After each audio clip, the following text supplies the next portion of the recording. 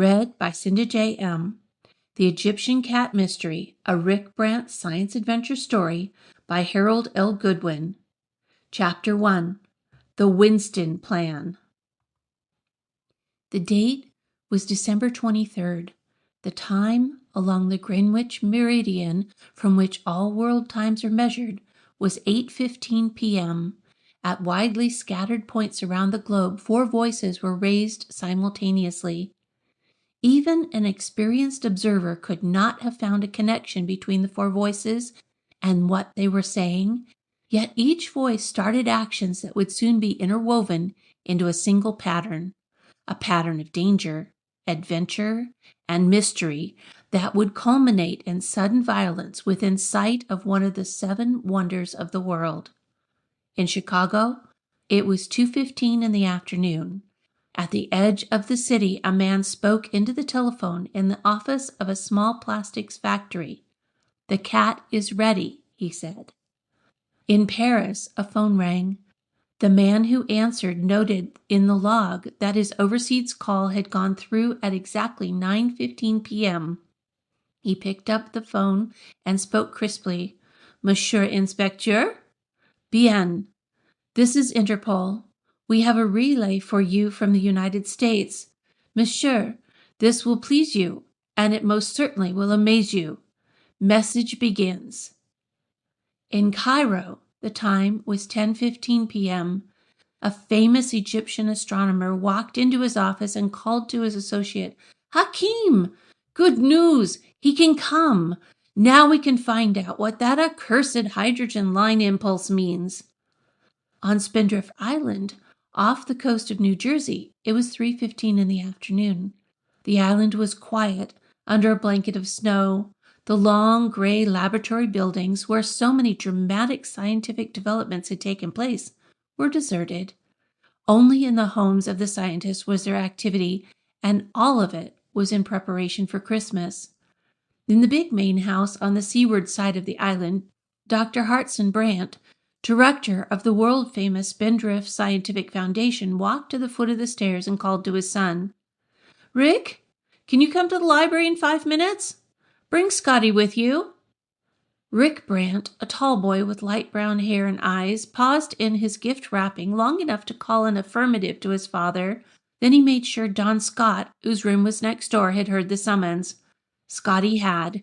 He came through the connecting door. "What's up?" "Don't know. Maybe Dad has some Christmas chores for us to do?" Scotty, a big husky boy with black hair and brown eyes, was an ex-Marine who had originally joined the Spindrift group as a guard during the adventures of the rocket Shadow. Since then, he and Rick had become the closest of friends, and the Brants had accepted him as a full-fledged member of the family.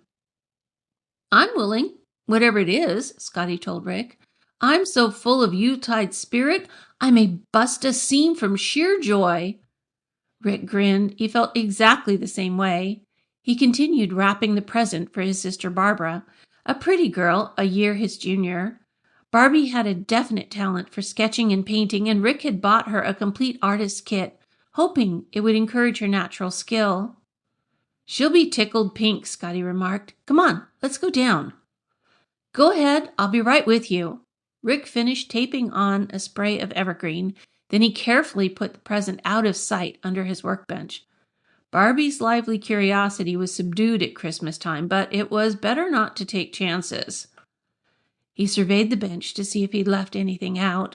Usually, it was cluttered with apparatus, tools, and parts, because Rick was an inveterate experimenter, but it was clear now, in preparation for the holiday. He walked down the corridor to the stairs, smiling to himself. Christmas at Spindrift was fun. The entire scientific staff and their families joined in, first in cutting their own trees from the stand of spruce at the backside of the island, then in decorating the big tree in the Brant Library. On Christmas Eve, there was a Yule log to be brought in and presents to be exchanged, although the Brants waited until morning to open their gifts to each other. Hartson Brant and Scotty were waiting in the library, standing before the great fireplace in which logs crackled merrily. Seated in the leather chair next to the Christmas tree was Parnell Winston, one of the leading staff scientists. Winston was a big man with jet black curly hair and great bushy eyebrows that hid his merry blue eyes. He was an expert in cybernetics, the science of electronic computer design, and his contributions to the theory of computer operations and to advanced electronic control systems were known to scientists around the world. Winston had originally joined the staff to supervise the design and construction of the thinking machine, the Tractosar. Hartson Brant, an older version of his son, greeted the boy. "Come in, Rick. Parnell, the floor is yours." Winston motioned the boys to chairs. "Sit down. I called this meeting to make a proposal, but first, how are your bank balances? Fat or thin?" Rick considered. Most of his income, including a small salary as a laboratory assistant, went into his education fund. However, the salary he had earned for working at the Nevada rocket base during the Scarlet Lake mystery had been put into his ready fund. "I'm in good shape," he said, and Scotty echoed him. "Fine. Now, the Egyptian Astronomical Society has just finished constructing a new radio telescope. It's a first-rate instrument from which we expect great things. Your father and I were in at its birth, so to speak. We consulted on the initial designs during a meeting of the International Astronomical Union." Rick knew that was one of the many worldwide private scientific organizations operating under the International Council of Scientific Unions. He also knew of the growing importance of radio astronomy, but he hadn't known the Egyptians were in on it. "Apparently, some unusual trouble developed during the tuning of the instrument," Winston went on. "Earlier this afternoon, I had a phone call from Cairo and a request to help our Egyptian colleagues iron out the bugs. I accepted." Rick sat upright in his chair. "Winston, going to Cairo? How did this concern Scotty and him?" "My proposal is this," Winston concluded. "The Egyptians are short of technicians, and we may need help. I'll leave the day after Christmas, returning within 10 days. If you two can pay half your expenses and help me half the time, I'll take you with me." Both boys jumped to their feet. Rick looked anxiously at his father. Hartson Brant smiled. "According to Parnell's schedule, you'll be back just in time for school at the end of the holidays. If you want to go, of course." Rick let out a wild yell of exuberance that brought his sister Barbie running to the library. She looked at the group with wide eyes. "Rick, was that you?" He grinned at her. "It wasn't a wounded buffalo, sis. Guess what? We're going to Egypt." Barbie's pert face lengthened. "I don't suppose I can go too?" Parnell Winston walked over and ruffled her blonde hair. "Not this time, Barbie. But I'll make you a promise. The next field expedition under my supervision will include my wife, you, and Jan Miller." The prospect of an expedition that included Jan, daughter of one of the staff's physicists, and her dearest friend, cheered Barbie at once. "I don't suppose you could promise to leave Rick and Scotty at home?" she asked. "Can't promise," Winston chuckled. "We might need them to carry your luggage. Girls can't travel without a dozen suitcases each, I'm told." The scientist turned to the boys. "Start reading up on the country, and I'll arrange for you to get some additional background by meeting some Egyptians.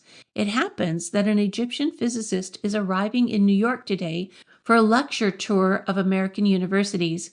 There's a reception for him tomorrow. We'll drive to New York. You can meet him and some of his countrymen, and we'll go to the consulate to obtain visas. Are your passports and health cards up to date?" Fortunately, all was in order because the boys had spent a part of the summer in the Sulu Sea region, where they had helped to locate and rescue 2 staff scientists. Barbie asked wistfully, "Couldn't I meet some real Egyptians too?" As Scotty had once said, if Barbie ever got wistful while fishing, the fish would knock themselves out trying to climb into the boat to cheer her up. Winston replied quickly, "No reason why not. I'll check with my host, but I'm sure it's all right, so you can plan to come with us." Rick's eyes met Scotty's. He shrugged. He was glad in one way that his sister could go, because he always hated to have her unhappy about being left behind. On the other hand, Barbie was unpredictable. He couldn't be sure of what she might do or say, but he could be certain Her curiosity and enthusiasm would stir up something.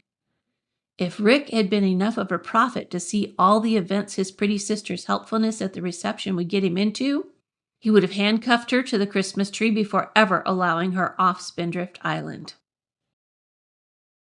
Chapter 2. The Egyptian Cat. The reception for Dr. Hayrat Ahmed was at the home of an Egyptian importer named Mohammed Bartuki. Barbie, the boys, and Winston rang the bell of a brownstone house on New York's Upper East Side promptly at noon. Winston had checked with his host by phone, and his request that he be allowed to bring his young associates to meet Bartuki had been met with enthusiastic pleasure. Mohammed Bartuki had assured the scientist that he would look forward to meeting the young people of Dr. Hartson Brant's household. The door was opened by a figure right out of the Arabian Nights, or so it seemed to the young people. The doorman was a huge Negro dressed in flowing red trousers that tucked in at the ankles, his sandals turned up in points at the front, Persian style. An embroidered vest set off a loose white silk shirt, and on his head was a red fez shaped like a section of a cone, slightly less in diameter at the top than at the bottom. "Please come in," he requested. His voice was accented. Rick saw that he had 2 horizontal hairline scars on each cheek. The man took their coats, giving Barbie a courtly bow. "Dr. Bartuki asks if you will please join him in the salon. It is straight ahead." As they walked down the carpeted hall, Barbie gave Winston a smile of sheer delight. "He is right out of a movie," she whispered, "even to the fez and the scars on his cheeks." Winston smiled back. In Egypt, a fez is called a tarbouche. The scars mean he is a Sudanese, from the country south of Egypt. "I agree, he's a very picturesque type. I suspect Bartuki dressed him up for effect. It's a common practice." "What's Bartuki a doctor of?" Rick asked. "I don't know. Law, or something similar, I imagine. He's not a scientist or a medical doctor." Mohammed Bartuki himself came to meet them. He was a round little man, scarcely taller than Barbie, with twinkling eyes behind horn-rimmed glasses. He was dressed in an ordinary business suit. "My dear Dr. Winston, how nice of you to come. Are these your young friends?" Winston introduced the young people. Rick found his hand captured in a warm, firm grip. "Welcome, welcome," Bartuki said, beaming. "We will have an opportunity to talk about your trip to my country as soon as these scientists turn the conversation to some matter of science we do not understand." He smiled at Winston.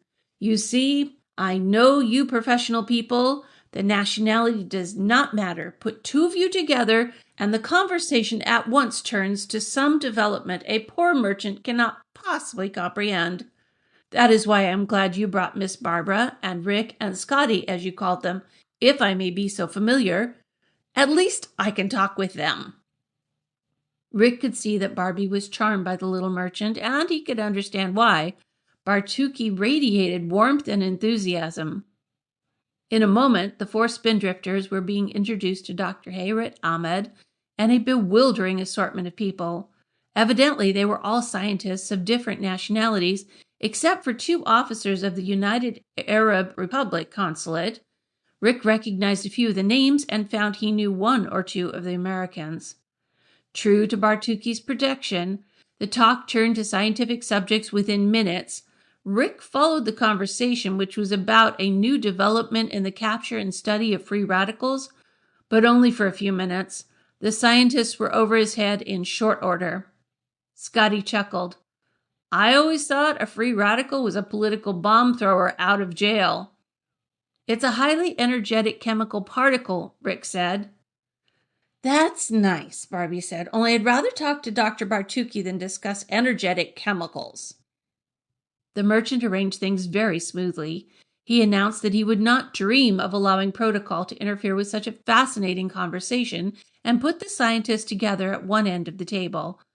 The officers from the consulate, evidently in deference to the distinguished Egyptian scientist, continued to listen closely to the talk, even though Rick was sure they didn't understand a word. The three young people found themselves free to talk with their host, and the boys at once began firing questions.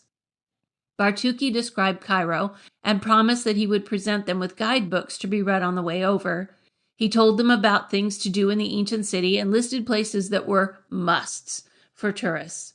They included the Step Pyramid at Saqqara, the Egyptian Museum, the Mosque of Sultan Hassan, and the Mosque and College of El-Hazar, founded in the 9th century. Of course, you will see a great deal of the Sphinx and the pyramids at Giza, since our new radio telescope is nearby, but most of all, you must see El Muski. What is that? Rick asked. It's the Cairo Bazaar. There are several sections known as souks.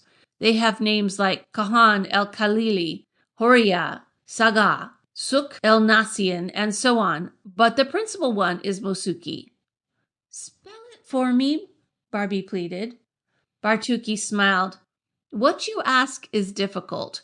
We use a different alphabet, so there's no exact equivalent, only what is called transliteration, which uses phonetics, so the bazaar can be Muski, Musky, Mosky, Muski, or anything else that sounds the same. Even for Giza, where the pyramids are, there are many spellings. I wish you'd tell my English teacher that, Barbie sighed. I think my way of spelling is just as good as hers. Bartuki and the boys laughed sympathetically. The little merchant said, Whatever the spelling, El Muski will fascinate you. Many things are made there especially for tourists. Some of the workmanship is excellent and the prices are very low. We haven't had much luck with bazaars that cater to tourists, Scotty replied. We prefer markets where local people buy because the things are more authentic. Bartuki chuckled. That is wise in most countries, but consider, the attraction for tourists are things that are clearly Egyptian in origin, no? Such things vanished from all but our museums some years ago. You could not buy a genuine Egyptian tapestry or a stone carving from a tomb. Such things are beyond price. They are national treasures. But you can buy very attractive and authentic reproductions. The people of Cairo wouldn't want reproductions, would they? Barbie asked. So they have to be made just for tourists. And for export, Bartuki added. I import them myself for a few American shops. After lunch, I will show you some samples, and you will see. It seemed reasonable to Rick when he thought about it. Genuine Egyptian things were simply not obtainable. What else is made for tourists? He queried. Many things of gold, silver, and ivory. There are bags of camel leather that Miss Barbara would enjoy having. There are brass goods of all kinds and copperware with a partial tin coating called washed tin. The conversation paused long enough for a few bites of lunch. Then Bartuki resumed. We try to take good care of tourists in the United Arab Republic, both in Egypt and in Syria. For example, we license our guide interpreters who are called dragomen. There is also a special police force with no job but to aid tourists. And we are always looking for ways to improve our reproductions to make them more attractive and authentic. I will show you a new design. By the time luncheon had ended, the talk among the scientists had progressed to the basic theory of what physicists call the solid state. Even Rick, with his rapidly growing background of scientific knowledge, could understand only fragments of conversation. Let them talk over their coffee, Bartuki said. They are enjoying it. And we will retire to my den, and I will show you examples from El Muski. The samples were everything Bartuki had promised. There were wall hangings, beautifully made of tiny pieces of colored cloth appliqued on natural colored fabric, bags and pouches of leather hassocks, ivory carvings of ancient Egyptian gods, inlaid boxes and chests, and dozens of both useful and ornamental utensils of brass, copper, washed tin, and ceramics. Barbie went into raptures. At every new item, she urged Rick to bring her one just like it. I'll rent a jet just to carry my luggage, he said, grinning. You've already ordered a ton, and I only get 66 pounds. Bartuki came to his rescue. Let me show you a new tourist attraction. It just arrived by messenger this morning." He went to a cabinet, opened it, and produced a stone cat. It was about 10 inches high, in a sitting position with its tail curled around to meet its feet. It was of sandy texture, reddish in color. "Sandstone?" Rick guessed. Bartucci smiled. "I hoped you would say that. Here, examine it." Rick took the cat. He liked it very much. The design was clean and elegant, stylized after the Egyptian manner, but it wasn't sandstone. It was heavy, but not heavy enough to be sandstone, and the sheen was not that of a mineral. Whatever the material, it had been fashioned in one piece, probably cast in a mold. "I give up," he said. "What is it?" "Plastic," Bartucci replied, obviously pleased. "It did not come from Egypt. It was made right here in America, in Chicago to be exact. It is what you call a prototype." "But it's Egyptian in design," Barbie protested. She took the cat from Rick and examined it. "Yes, it is clearly an Egyptian cat. The design came from Egypt, but the cat from America. I have been working on this for months with a plastics company. Now I have the model and the method. We will reproduce these in quantity in Cairo." "It's pretty heavy for plastic," Rick commented. "True, we put a piece of lead in the middle of the casting. You see, it looks like stone, and the buyer will expect it to be heavy. So, for psychological reasons, we give it weight, only not so much that it becomes a problem to carry." "You certainly have it worked out," Scotty said admiringly. "But why a cat? Why not a camel?" "We have camels of camel leather, brass, and wood, but we do not have a good cat. You see, the cat is important in Egyptian history. There was even a cat goddess of the Upper Nile Kingdom called Bubastay. In the ancient tombs, there are sometimes mummies of cats. Some cat lovers think our land first developed the domestic strain of cat, so we believe tourist cat lovers should have an authentic reproduction of one. This particular cat is a faithful copy of an antique, which I am fortunate to own." "What will you do with it now?" Barbie asked. "Send it to my associate in Cairo as soon as possible. I would like to airmail it right away, but you Americans overload the mails at Christmas, so it would be safer to wait. Next week, I hope to send it with full instructions, hoping to get production started in time for the big tourist season. I wish it could go sooner. It is needed." Barbie said impulsively, "Rick leaves the day after tomorrow. He could take it for you. Couldn't you, Rick?" There was no reason to refuse, and it was certainly a worthy project, and Bartucci had been generous in answering their questions. "Be glad to," Rick said. The merchant's eyes lighted. "It would not be an imposition?" "Of course not. I can put it right in with my clothes. I have plenty of room." "Believe me, I will be in your debt, and so will my associate, Ali Mustafa. You will like him. He is a great, jolly man, 3 times my size. If he had a beard, he would resemble your Santa Claus, and he will insist that you accept some token of his appreciation. I will send the instructions separately, so you need not bother with the technical reports." "I couldn't accept a gift for such a little thing," Rick protested. He looked at the cat, now in Scotty's hands. It was a handsome little statue. "Ali Mustafa is a hard man to refuse," Bartucci said. "You should not deprive him of the pleasure of making a gift. But I will not press you. It will be between you and him. You are quite sure it will be no trouble?" Rick's words would return to haunt him during the days ahead. He said blithely, "No trouble at all." Chapter 3. Cairo. The jet descended smoothly over the desert on the approach to Cairo International Airport. Rick leaned toward the window to watch for the first sign of a runway. In the distance, he could see the valley of the Nile River, a great green swath which cut through the tan desert wastes. "Excited?" Scotty asked. Rick had to grin. "Excited? Why should I be excited?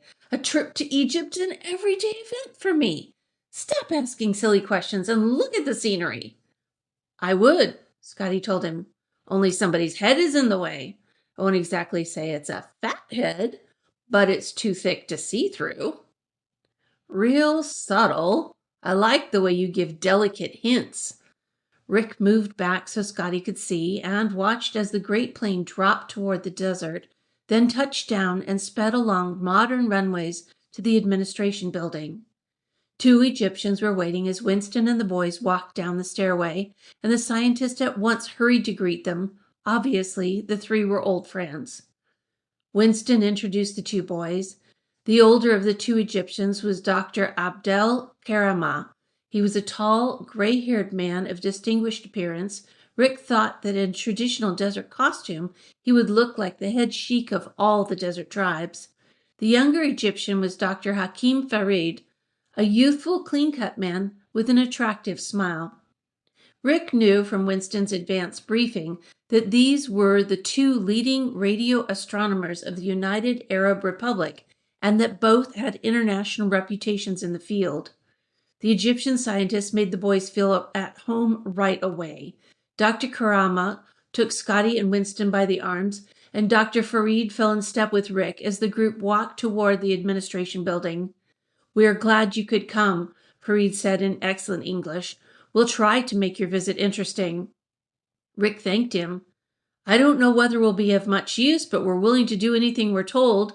All we ask is a little chance to see your country." "You'll have every chance," Dr. Farid told him. "Before there is any work for you, Parnell will have to do a pretty thorough analysis of the data we've collected. It's a problem that has us, what's the American expression? Buffaloed?" "That's it," Rick agreed. "What kind of problem is it?" "It's what you might call very strange behavior on the part of a hydrogen line impulse we picked up while calibrating our receiver. Are you familiar with radio astronomy?" "Not very," Rick admitted. "I tried to read some of the current literature when I found out we were coming, but most of it's over my head." "Then I won't bore you with a technical discussion. Briefly, the noise emitted by hydrogen gas in space is very important to us in our analysis of the nature and distribution of matter. This radio noise is, of course, random. Usually when we are examining a hydrogen source, we get pretty continuous and regular signals. If we could hear it, there would be a sort of hissing noise. Do you follow me so far? Good. Our problem is that we're picking up impulses. You might even call them signals. They're on the frequency of neutral hydrogen, but it's hard to believe that they're natural in origin. We've about concluded that somehow our amplifier is modulating the incoming hydrogen signal from the antenna. The trouble is, we can't locate the cause." "Is that why you called Dr. Winston?" Rick asked. "Yes. He has a reputation for finding bugs in electronic circuits. If he can find this one, we'll be tempted to reward him with a pyramid or something appropriate." Rick saw the twinkle in Dr. Farid's eyes. "Better not make it a pyramid," he said hastily. "His luggage limit is 66 pounds. They might not let him on the plane with it." "A happy thought," Dr. Farid said seriously. "You have saved us from possible embarrassment. It would be useless to give him a pyramid when his weight limit is 30 kilos, as we call 66 pounds. Rick chuckled. One reason he so enjoyed his association with scientists was the dry sense of humor most of them seemed to share. They reached the administration building and started through the formalities of customs and immigration.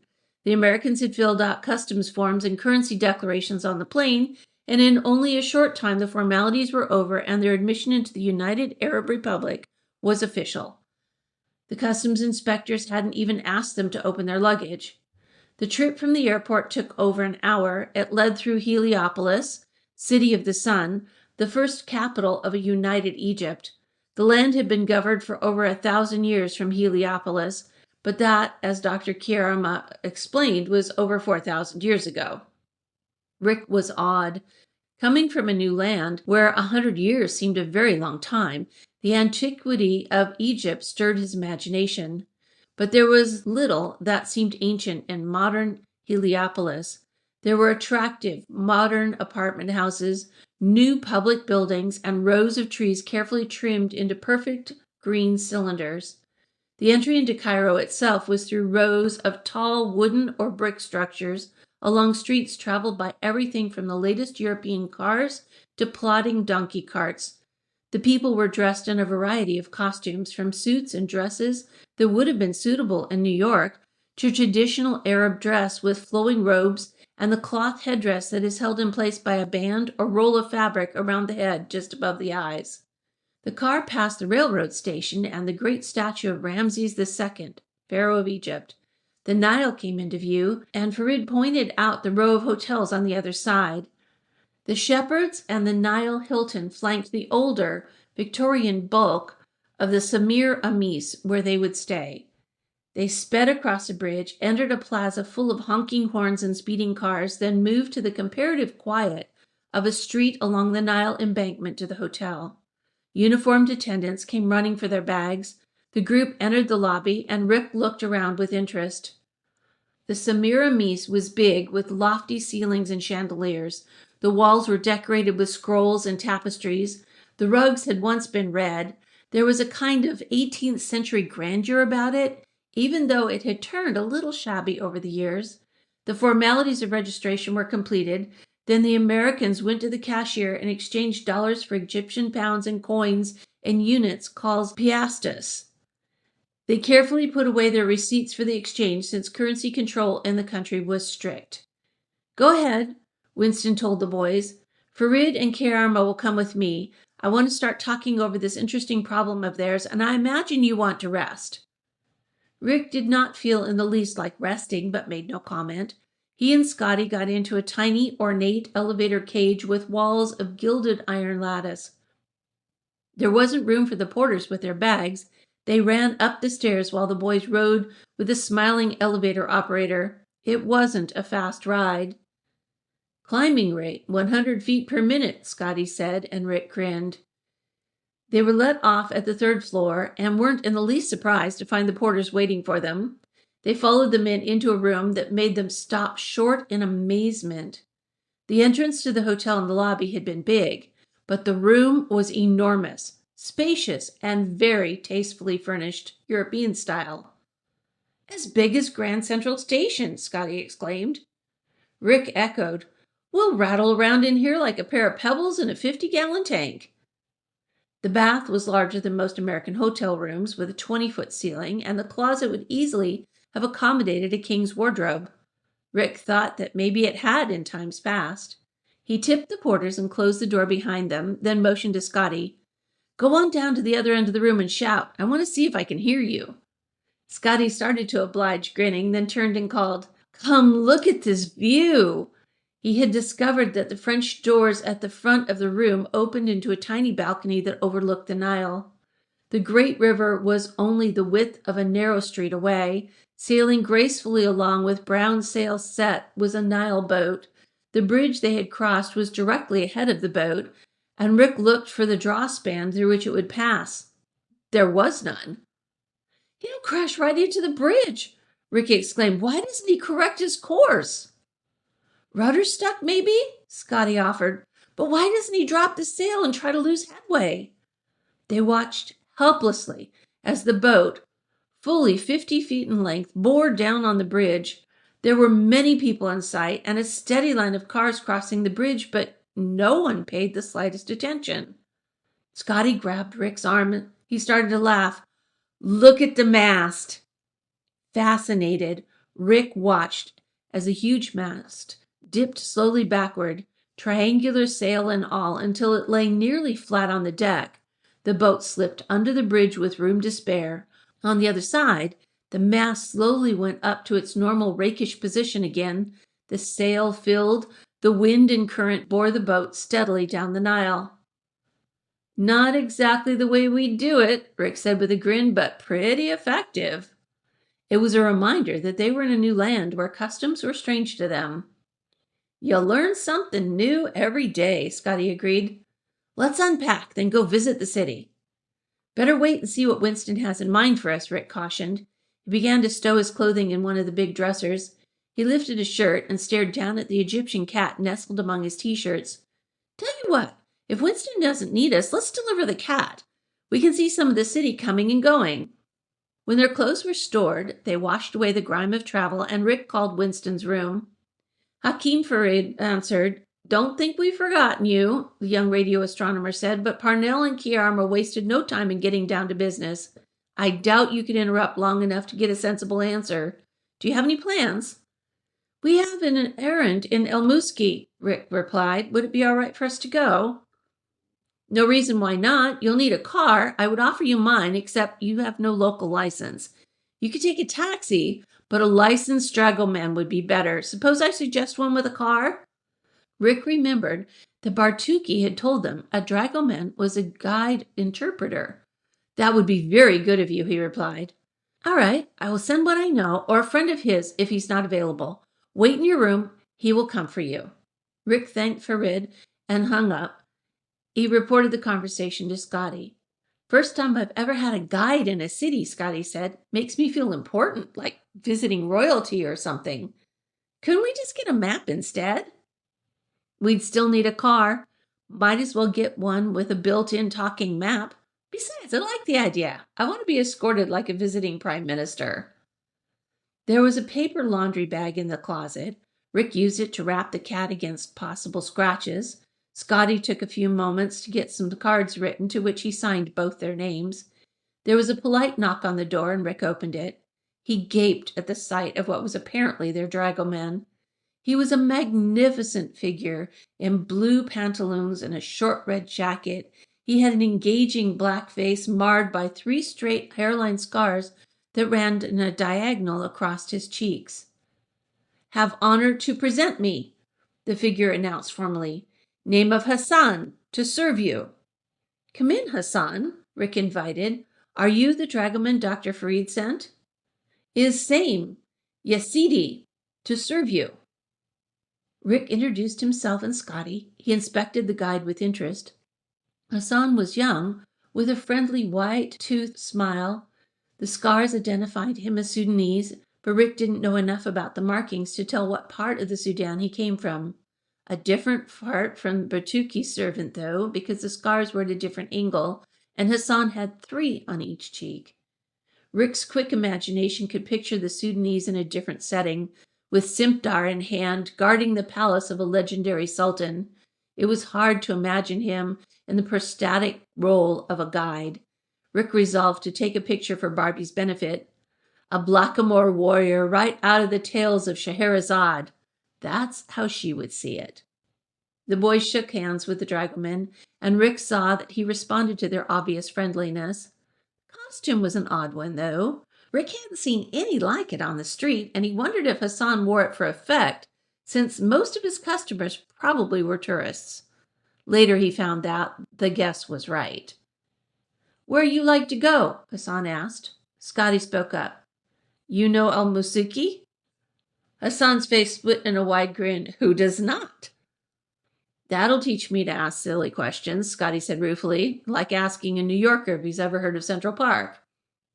The boys walked downstairs with Hassan since it was faster than taking the elevator and went to the alley behind the hotel where he had parked his car. The car was a small foreign sedan of a make neither boy had ever heard of. Apparently, Hassan also used it as a taxi because the front passenger seat was taken up mostly by a taximeter. Rick showed Hassan the address in his notebook. The guide shook his head. "Please, you read?" Rick looked at him with astonishment. A guide who couldn't read? But apparently it was so. "It is the store of Ali Mustafa," he explained. Hassan shrugged. "I do not know it, but it can be found. Inshallah." Although the boys did not recognize it then, the word was a common expression meaning if God wills it. They would learn it, though, and with it other Arabic words including Zaneb, Dansisa, and Qatar, or in English, crime, intrigue, and danger. Chapter 4. El Muski. Hassan drove out of the hotel alley into a chaos of horns, pedestrians who flirted with sudden death, wildly maneuvering cars, and donkey carts that always seemed on the verge of being hit by an accelerating truck. It was a normal day in Cairo traffic. The boys watched with mixed fear and amazement. Fear that Hassan would hit someone and amazement that he didn't. Time after time he bore down on some slow-moving Egyptian and Rick's heart leapt into his throat until collision was averted by some miracle or another, usually a wild, record-breaking leap by the pedestrian. The trip from the airport had been along streets that formed a kind of thoroughway, but in the city itself, the traffic was the kind that would send an American traffic cop screaming for the riot squad. Here, no one seemed to think anything of it. The boys relaxed a little as it became clear that Hassan knew what he was doing. His driving was perhaps a shade more careful than that of most drivers. Once, as he sped down a crowded, narrow street at 40 miles an hour, horns blasted behind them. Rick turned but could see nothing wrong. He asked, "Why all the honking, Hassan?"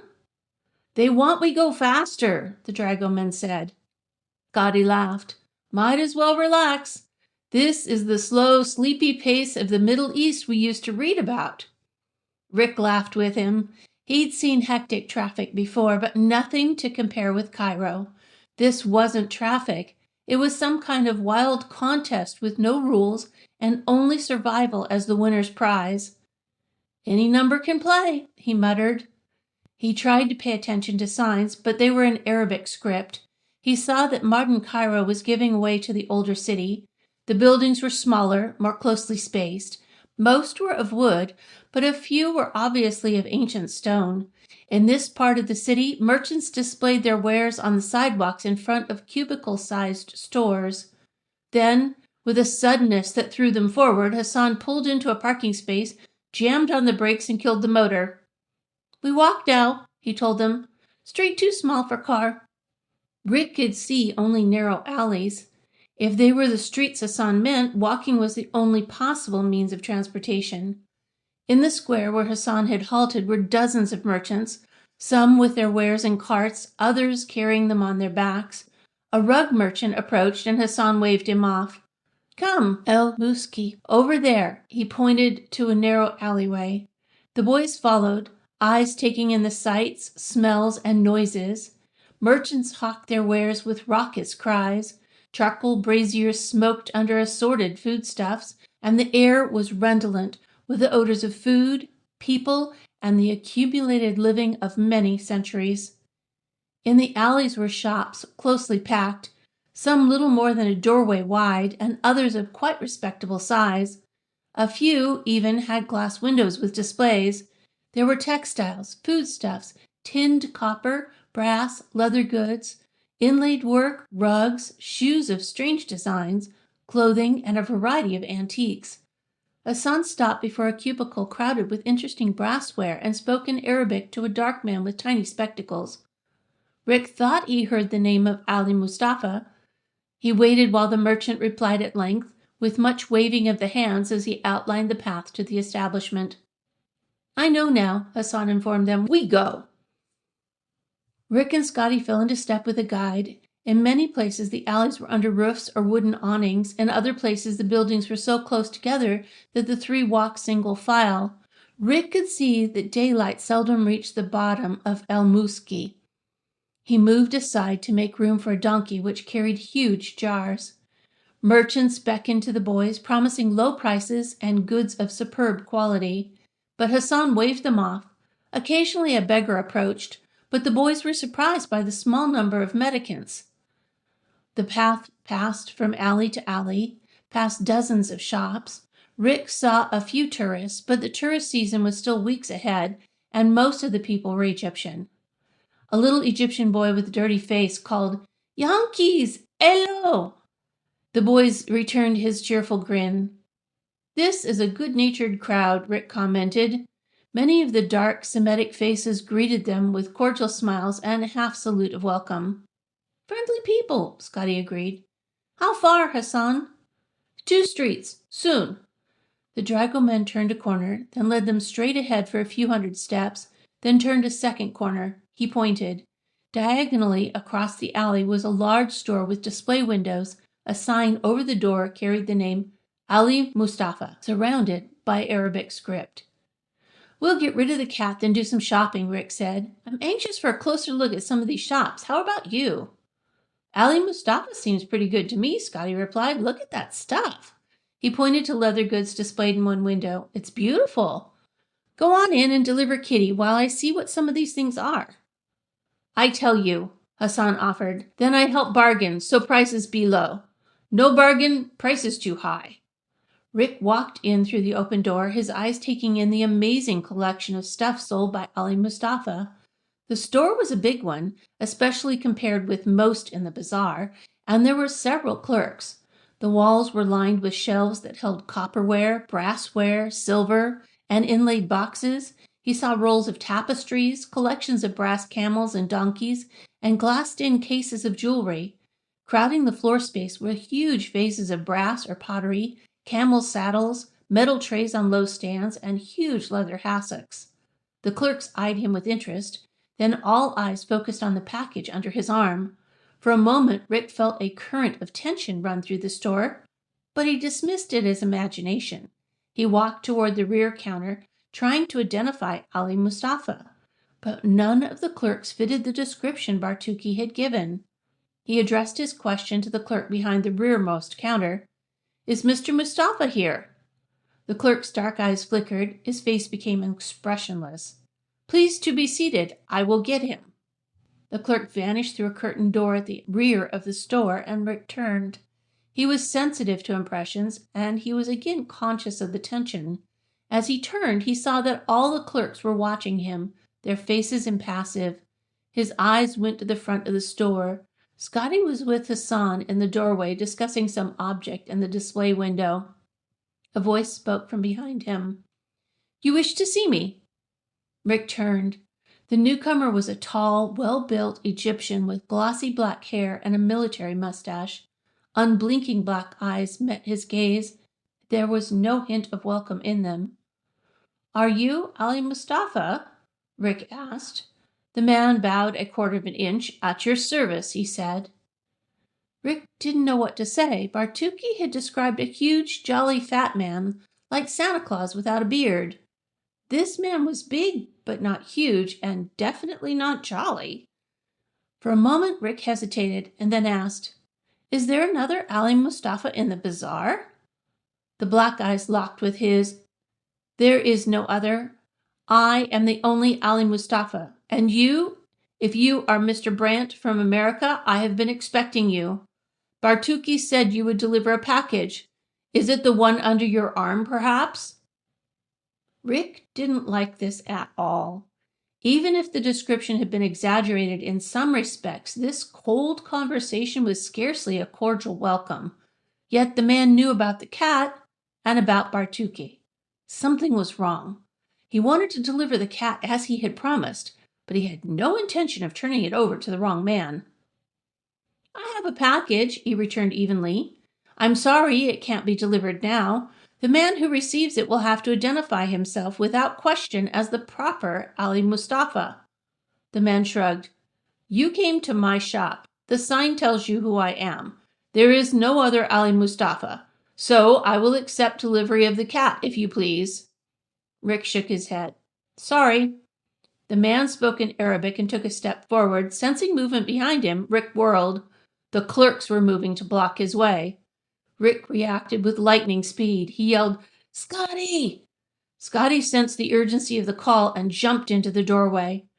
Rick lifted the Egyptian cat and rifled a pass through the closing ranks of clerks. Scotty snatched the cat out of the air. Rick followed through with a battering charge that sent a clerk caroning into a stack of copper jars.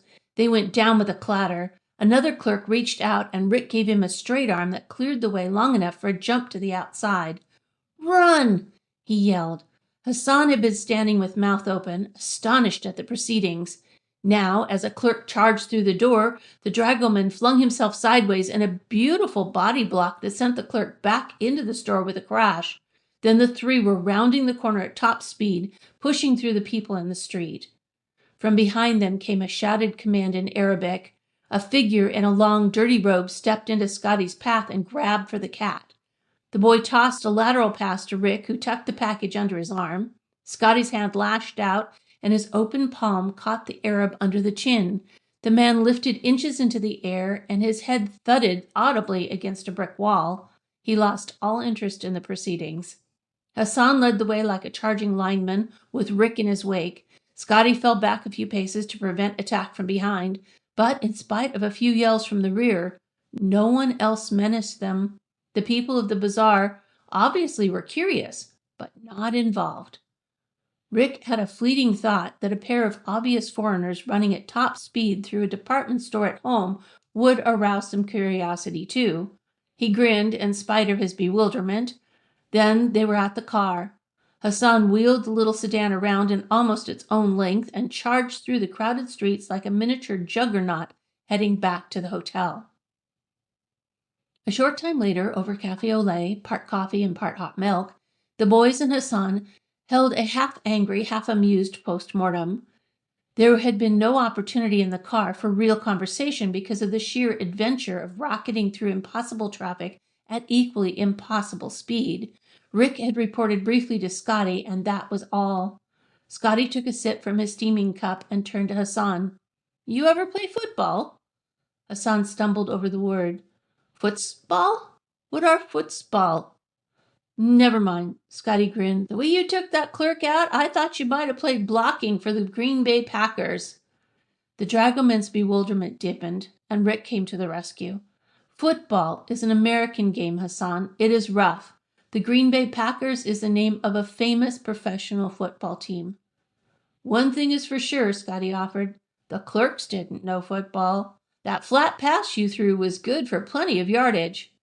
"It made a touchdown," Rick pointed out. He changed the subject. "Look, what went on in that store anyway? I don't know who the big man was, but he wasn't Ali Mustafa. At least he didn't come close to Bartuki's description." "Why didn't you give him the cat anyway?" Scotty asked with a grin. "Afraid a brand new mystery might end without you getting a piece of it?" Rick grinned back. "Not a bad idea now that you mention it. I didn't think of it at the time. The only thing I knew for sure was that I wasn't going to hand over any helpless little pussycat to a guy with eyes like that. He'd mistreat it." "Uh-huh. Only now, what do we do with the cat?" "Give it to the right Ali Mustafa," Rick said. "There must be a right one somewhere." Scotty waved his arm in a gesture that took in all of Egypt, half of the Sudan, and most of Libya. "Help yourself. I'll bet there are 10,000 Ali Mustafas around. How do you find the right one?" Rick didn't try to answer. Instead, he asked Hassan, "Could there be another Ali Mustafa at El Muski?" The guide shook his head. "I asked my friend when we stopped. He say there is only one, and he tell me how we get there." Rick's brows furrowed. "Then that must be the shop Bartuki meant. Only where was the big, fat, jolly Ali Mustafa? Or could I be wrong about the description?" Scotty was definite. "Not a chance. I remember the description the way you do. Either Bartuki didn't know his own partner, or the man you saw was not Ali Mustafa. Unless he took off weight and shaved his beard and changed his disposition in the bargain. Which brings us back to the question before the house. What do we do with the Egyptian cat?" "Give it to Hassan," Scotty suggested with a smile. The dragoman's pleasant black face assumed an air of great sadness. "Cat's nice," he said, "but no can take. Too much cost for food." Rick smiled at the joke, and then suddenly he realized Hassan was not joking. He was genuinely sad. He took the package from his lap and held it up. "Hassan, what do you think is in here?" Dragoman shrugged. "You say cat, I believe." Scotty asked incredulously, "Didn't you think carrying a cat wrapped in paper was pretty strange?" Hassan smiled apologetically. "Americans many time do think I not understand." Rick choked back laughter with a heroic effort and almost strangled. Scotty found a handkerchief and blew his nose violently. "Pretty strong coffee," Rick managed finally. Scotty nodded, struggling to keep a straight face. Neither of them wanted to risk hurting the guide's feelings. "Hassan," Rick said at last, "even American science couldn't keep a live, wide-awake cat quiet in a paper parcel. This cat is a model, a statue. You see?" For an instant, Hassan stared. Then he rocked back, his white teeth flashed, and he shouted with laughter. The boys broke down too, and in a moment, the entire patronage of the coffee shop was staring at the three idiots who roared with unrestrained laughter in public. Such behavior in Americans was to be deplored, perhaps, but understandable. But a licensed dragoman? Incredible.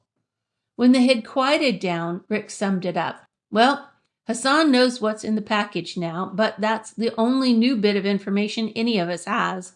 We still don't know exactly what happened in the bazaar or why, and we don't know what to do with the cat. He felt the cat through the heavy paper, as though to reassure himself it was there.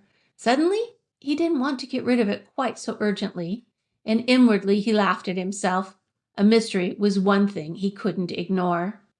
I hope I'm wrong, he concluded thoughtfully, but I have a hunch this little plastic feline is going to be more trouble than the liveliest real cat you ever saw. Chapter 5. Sahara Wells. Hassan arrived during breakfast on the following morning. His colorful costume had given way to European clothes, except for a tarbouche. He wore a top coat. At Rick's invitation, he joined the boys on the balcony overlooking the Nile and accepted the offer of coffee. Rick went to the novel push-bell system, which had 3 buttons identified by pictures. One was a porter, another the room-maid, and the third a waiter. The little drawings were for the benefit of strangers who knew neither Arabic nor English. Rick rang for the waiter and ordered more coffee and a cup for the dragoman. Hassan shed his topcoat and grinned at the boys. Cat catch mouse last night? No mouse, Scotty replied. The cat just caught some sleep, and so did we. Hassan puzzled out the reply, then smiled his appreciation. Rick thought that the cat hadn't even caught any interest, at least from the scientists. At dinner, he and Scotty had described the incident at El Muski to Winston and the Egyptian scientist. The scientists had only one suggestion, to the effect that perhaps the boys' imaginations had run away with them. It was obvious that the scientists were far more interested in the problem of the radio telescope than in listening to tales of wild adventure in the bazaar, so the boys let the matter drop. They had excused themselves immediately after dinner and turned in, tired from the long plane trip and the day's excitement. Rick had gone over the events at the bazaar a dozen times. He had compared notes with Scotty on what Bartuki had told them. Clearly something was pretty strange about the whole affair. It was simply inconceivable that Bartuki would have given an inaccurate description of Ali Mustafa. So the man in the store had not been Bartuki's partner. Yet he had known about the cat and had called Rick by name. Who was he? And where was the real Ali Mustafa? There were no answers, at least for the present, but Rick did not intend to give up. He motioned to Hassan's coat. Is it cold out today? Yes.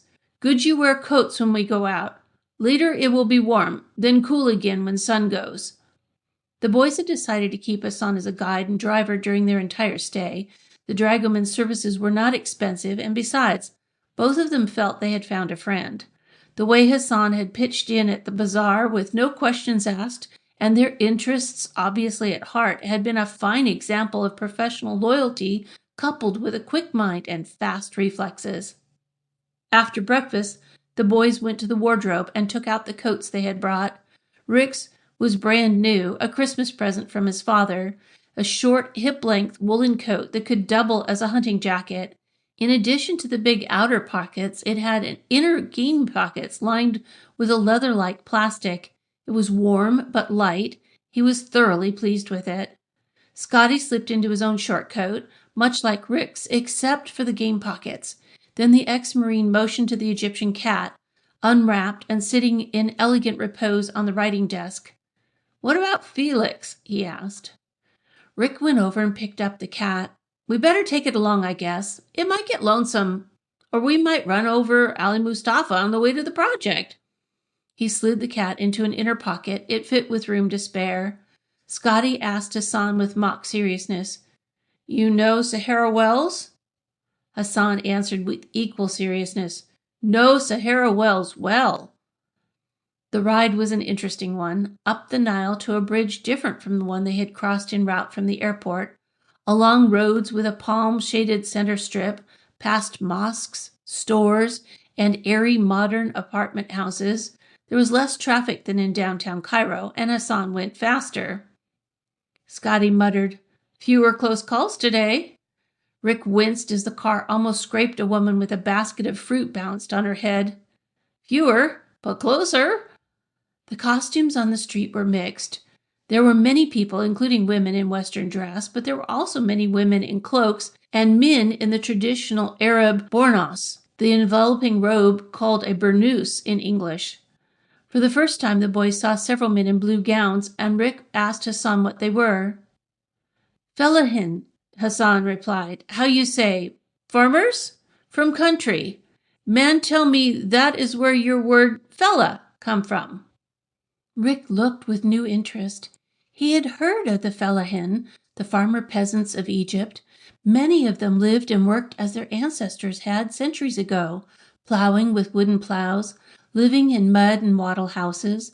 They represented the past of Egypt, as installations like the atomic energy plant at Ensachas, or Incas, as it was sometimes called, represented the future. There were soldiers along the route, too, dressed in British-style brown uniforms. Some carried Sten guns, vicious little submachine guns originally of English manufacture. "Why the soldiers?" Scotty asked. "Camp near," Hassan replied. And then, abruptly, the boys lost interest in people because looming ahead like something from a travel movie was a pyramid. Hassan rounded a corner and another pyramid came into view. They were enormous, Rick thought. He hadn't expected anything so huge. "Are we at Giza already?" he asked. "This Giza," Hassan agreed. He pronounced it more like Giza. "I always thought the pyramids were out in the desert," Scotty objected. "Is true," Hassan said. "You will see." They did. Within minutes, the terrain changed from the green, fertile Nile Valley to the bleak Sahara as though cut by a giant knife. For the first time, Rick understood the phrase Egypt, gift of the Nile. Where the yearly Nile overflow brought fertile silt and moisture, there was lush green land. Where the overflow stopped, the desert began. No intermediate ground lay between. Egypt consisted of the Nile Valley and the desert, with nothing in between. The road crossed the dividing line, and they were in the Sahara Desert.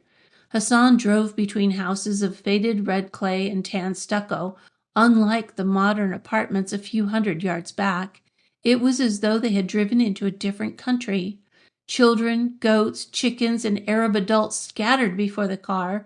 It was a typical desert country scene, and right at the edge of modern Cairo. Hassan turned a sharp corner, and Giza lay before them, up a gradual rising slope. In the immediate foreground was the Sphinx. Rick's first impression was that it was disappointingly small, as the great pyramids behind it were truly enormous. He could see all three Giza pyramids now. Then he realized that his impressions had been gained entirely from pictures, and to an extent the pictures had been false. The Sphinx, always shown in the foreground of pictures or taken from a low angle, loomed large in the camera lens, with the pyramids looking relatively small in the distant background. Human vision set the image straight abruptly. The Sphinx was small, but only in comparison to the pyramids. Actually, it was a monument of heroic proportions. "Please stop," Rick called, and Hassan did with skidding wheels. The boys got out and stood gazing in mixed awe and delight. This was the Egypt of antiquity, Rick thought. These were the monuments of a civilization already ancient when the Old Testament was new. Monuments engineered with astounding precision when Rick's Anglo-Saxon forebears were still building crude shelters of mud and reeds. Scotty's nudge aroused Rick from his reverie, and he turned for a close-up of his first live camel, not counting circuses and zoos. The camel was such a vision of homely awkwardness that Rick had to laugh. The cameleer led the beast to where a party of tourists, obviously American, waited. The boys watched as the animal came to a halt. The driver bowed to the party, then taking a thin stick, tapped the camel on bony knees that were wrapped in worn burlap. Instantly, the camel let out a heart-rending groan, its ungainly legs folded like a poorly designed beach chair, and moaning in pure anguish, it knelt. A lady tourist, giggling self-consciously, climbed up on the blanket-covered saddle. The camel let out a louder groan, one filled with such phony pain and despair the boys burst out laughing. A tap of the driver's stick, and the camel lurched to its feet, hind legs first, like a cow. The lady tourist squealed mightily. The camel wailed in protest. The other tourists cheered, and the boys doubled with laughter. Rick asked, still chuckling, "Hassan, do camels always complain like that?" "Is true. They nasty and plenty noisy. They hate work.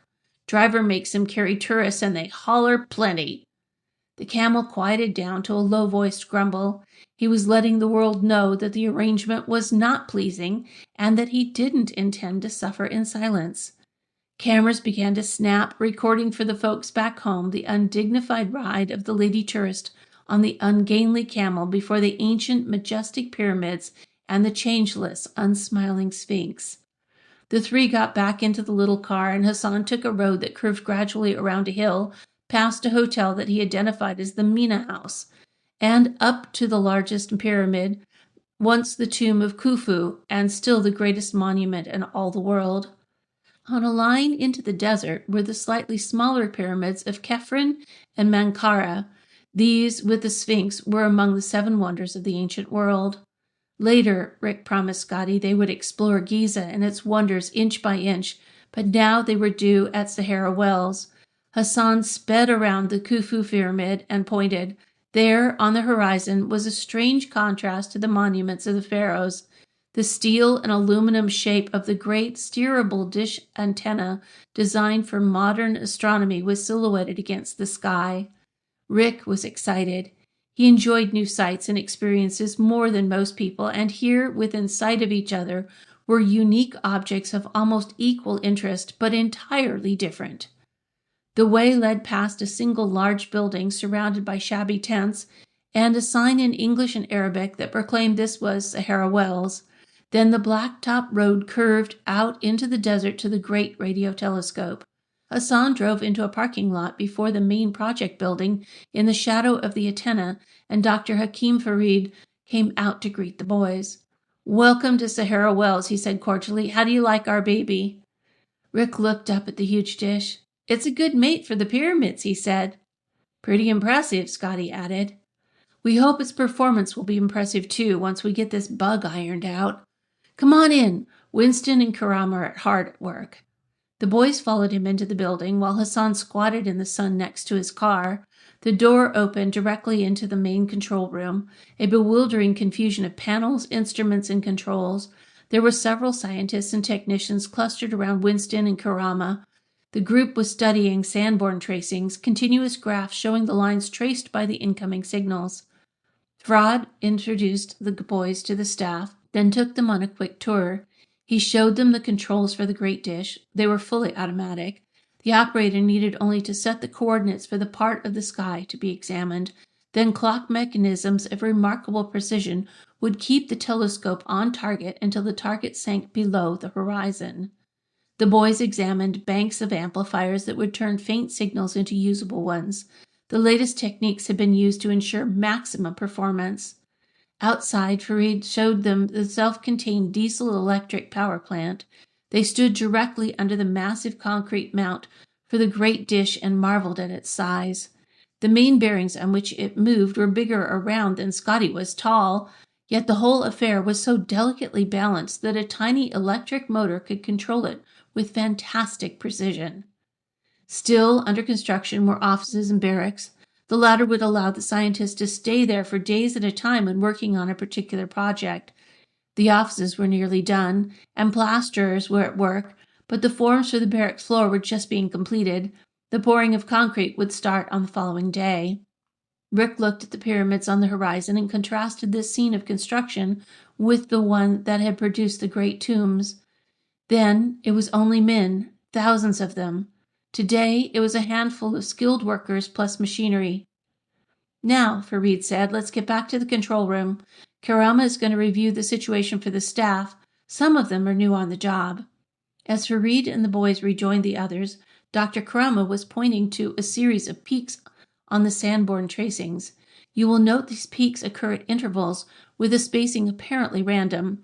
The main sequence of noise out of which the peaks rise is the 21 centimeter hydrogen line. Notice also that the peaks have a nearly identical amplitude.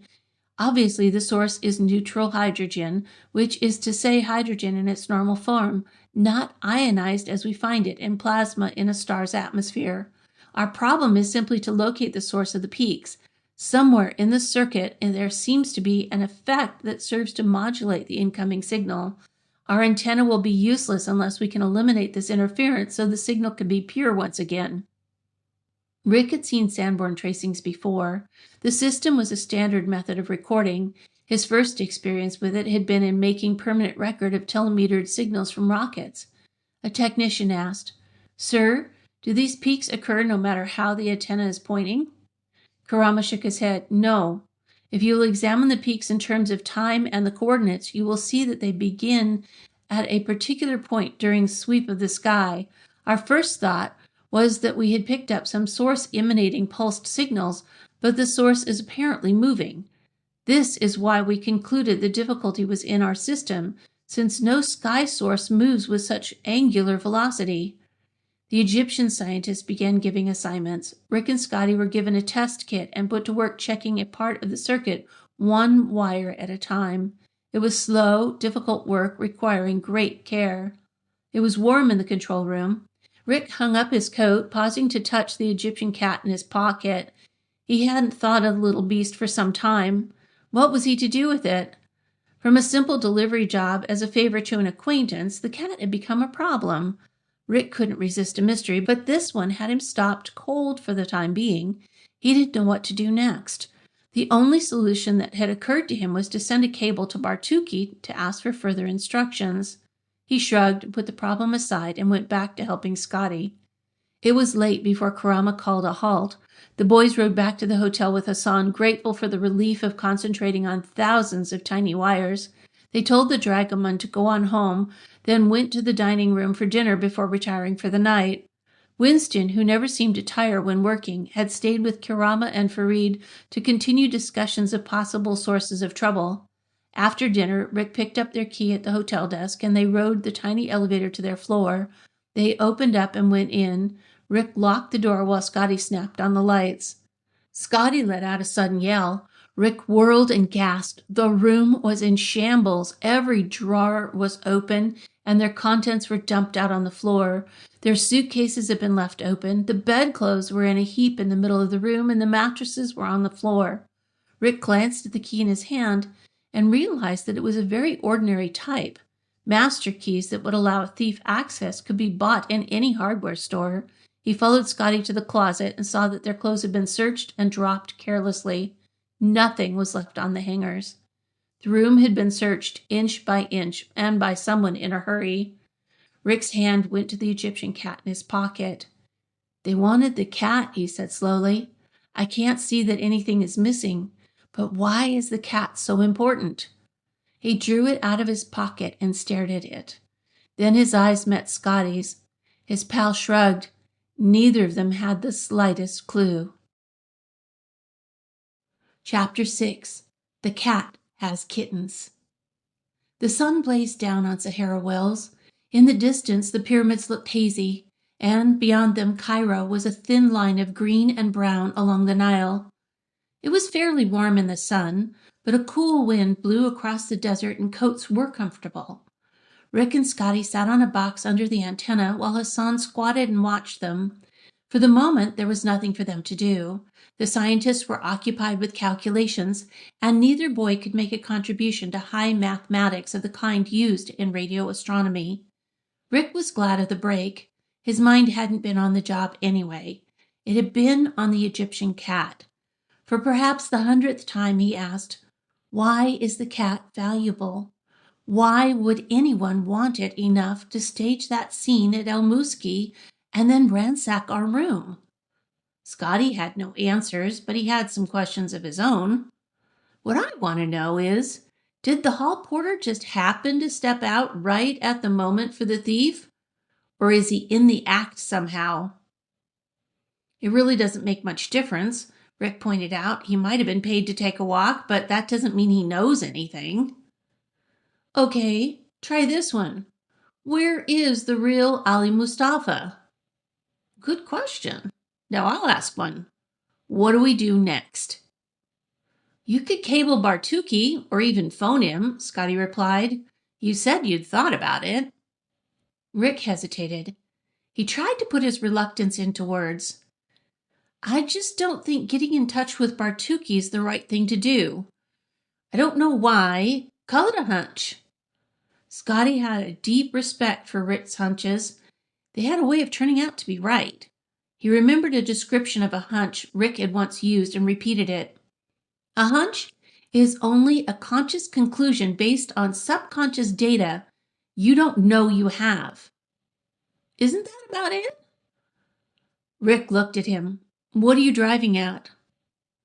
What data are buried in your subconscious that make you distrust Bartuki? I didn't say I mistrusted him. Scotty shrugged.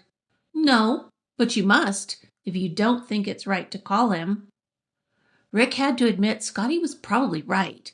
What basis did he have for mistrusting the charming little Egyptian merchant? Certainly Bartuki had been nice to them, so carrying the cat to Egypt had been only common courtesy. Experience had shown Rick that very often he could get ideas from reviewing conversations. He walked away from Hassan and Scotty and stared at the construction details of the antenna. But he wasn't really looking. Instead, he was trying to recall the entire scene leading up to his acceptance of the cat. Bartuki had explained its importance. He had said it was needed. Now, what had led Barbie to offer Rick's service as a messenger? The merchant had said that he was anxious to get it to Egypt, but that the Christmas mails were crowded. The Christmas mails. That didn't seem like much of a reason for not sending it by air freight. Bartuki could have delivered it personally to Idlewild Terminal to avoid getting it mixed up with the domestic mail. I've got it, he yelled. He hurried over and stood in front of Scotty and Hassan. Listen, who sends mails at Christmas time? Scotty's brows wrinkled. Everyone, I guess. Not everyone. Rick warmed to his idea. There are plenty of people who wait until the last few days before Christmas, but where are they? In America. Anyone overseas who sends a package home tries to get it in the mail early, wouldn't you say so? Maybe they should, but I suspect they don't. People are always waiting until the last moment. But is the overseas air mail so crowded you wouldn't trust a parcel to the regular mail system? Scotty shook his head. I doubt it. What are you getting at? But Rick had an even better argument to bolster the case he was developing. Christmas mail is to and from Christians, isn't it? Sure. Egypt is a Muslim country. Muslims don't send Christmas cards or presents, and they don't get them either. The Christians in Egypt are Coptic. Anyway, they don't celebrate Christmas the same way. So why would airmail to Egypt be jammed? Hassan spoke up. It not so heavy.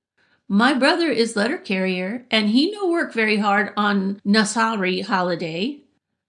Nasari is what we call Christian. I think you've got something, Scotty agreed. Bartuki could have mailed the cat, but for some reason he wanted a messenger. And we walked right into it, Rick finished. Chances are that's why he showed us the cat in the first place. Barbie had the bright idea, Scotty reminded. Bartuki wasn't the one who suggested it. He didn't have to, Rick pointed out. If she hadn't, I'll bet he would have led around to it some other way. Scotty held up his hands in surrender. I'll buy it. Bartuki needed a messenger. Why? Rick sat down on the box again. Why, indeed? He knew now why he distrusted Bartuki, but he had no idea of the merchant's reasons. He glared at his pal. Killjoy? So we get back to the basic question. What does Kitty have that people want? He took the statue from his pocket and examined it closely, as he had done several times before. The bright sunlight disclosed nothing but a perfect bit of casting. He took out the pocket lens he carried for examination of specimens, that might be useful in his hobby of microscopy, but magnification showed him nothing. It was a flawless job. "I'm stumped," he admitted. "Come on, let's stretch our legs before we get called back in to go to work." Scotty and Hassan joined him as he walked toward the barracks where cement was being poured to form the floor. Scotty borrowed the cat for a quick look, then handed it back. Rick stowed it into his pocket. "Whatever Kitty's got, it's pretty interesting to some people," Scotty commented. "Otherwise, why go to all the trouble of trying to get it in the bazaar, then taking the risk of searching our room?" Rick said what had been on his mind. "I have another happy thought for you. If they really want the cat, they'll try again." "Whoever they are," Scotty agreed. "Let me add a cheery note of my own while we're at it. They won't have to get the best detectives in the world to figure out that you've got the creature either. If it isn't in the hotel room, it's on you." Rick mulled that one over as they watched the workmen smooth the poured concrete in the form. Would it be better if he disposed of the cat? But how could he? He couldn't leave it at the project. Even though it was locked at night, the lock wouldn't stop professional thieves. He couldn't give the cat to one of the scientists because that would expose them to the thieves too. He could have put it in the hotel vault, but what assurance had he that it would be safe there? It occurred to him that he would have entrusted his valuables to the hotel vault with no hesitation. But the cat was different somehow. He just didn't want it out of his hands until he knew more about it. Hassan said idly, "Cement colored like cat." Rick's thoughts snapped back to the scene before him. The dragoman was right. The concrete mix had been colored to imitate sandstone, apparently a part of the plan to make the architecture as Egyptian as possible. There was enough of the mix in the form to make 1,000 cats, and more was being mixed in a portable cement mixer. The great idea took shape in his mind, and suddenly he laughed outright. "Kittens!" he exclaimed. "Wouldn't that throw him for a loop? I mean, if several Egyptian cats showed up?" Scotty laughed with him. "It definitely would. We'll show him that it doesn't pay to confuse us. Only how do we do it?" Rick pointed to the office building where the plasterers were still at work. "Make a plaster cast, then use the concrete mix for the models. How about it?" "Could work," Scotty said quickly. "Come on." They rummaged around through the construction debris and found a pair of small wooden boxes that had held instruments. With Hassan as interpreter, Rick talked to the construction foreman, and a plasterer was detailed to help. If the form could be prepared right away, the low desert humidity would harden it enough to use by the time they were through work. The wooden boxes were filled with soft plaster, while Rick coated the Egyptian cat with oil used to lubricate the antenna bearings. The cat was pushed into one box until only half of it showed. The plasterer smoothed the surface around the cat. A sheet of scrap metal was used as a lid for the second box of plaster. Working quickly, the plasterer turned it upside down and held it in position while Scotty slipped the metal out of the way. The plasterer pushed it down on the cat, losing only a little plaster in the process. The little statue was now firmly embedded in the plaster. By the time the boys were summoned to the control room again, the plaster was firm enough so the plasterer could run a thin wire between the two boxes to start the process of separation. When the plaster was a little harder, he would use the wire and a long knife to separate the two halves completely. The boys went to work, checking various elements under Winston's direction. They kept at it until late afternoon. The sun was slanting down behind the pyramids when they were told to knock off for the day. They hurried to the plaster mold at once. Hassan was already there waiting with the plasterer. The Sudanese guide pointed to a batch of concrete in a wooden tub. "We mix, more dry than for floor, so easier to make cats. Now we start?" "Any time," Rick said. "Thanks, Hassan." The resourceful dragoman had realized the concrete mix being used for the floor was too liquid for easy handling and had prepared a drier batch. The plasterer went to work at once. He worked rapidly but skillfully, using the wire and knife to cut through the plaster until he reached the cat. Rick worried that he might cut or scratch the original, but the Egyptian was deft. In a few moments, he lifted the upper box, and the cat came to light, still gleaming from its coating of oil. Rick lifted it out of its plaster bed. The 2 boxes now contained perfect half impressions. The boys, Hassan, and the workmen shook hands all around. It was a job well done. The rest was easy. Rick oiled the form while the plasterer put the new concrete mix through a screen to remove lumps. Then the 2 halves were filled slightly over full and put together. Pressure was applied simply by standing on the upper box. The workmen lifted the upper box off with great care, disclosing a perfect half cat in fresh concrete. The dry mixture kept its shape, but made great care necessary. The Egyptian workman held out both hands, and Hassan turned the box bottom over. Working gently, the plasterer released the casting from its mold. It dropped into his hands. The boys watched eagerly as he used his knife to trim the flashing from the cat replica.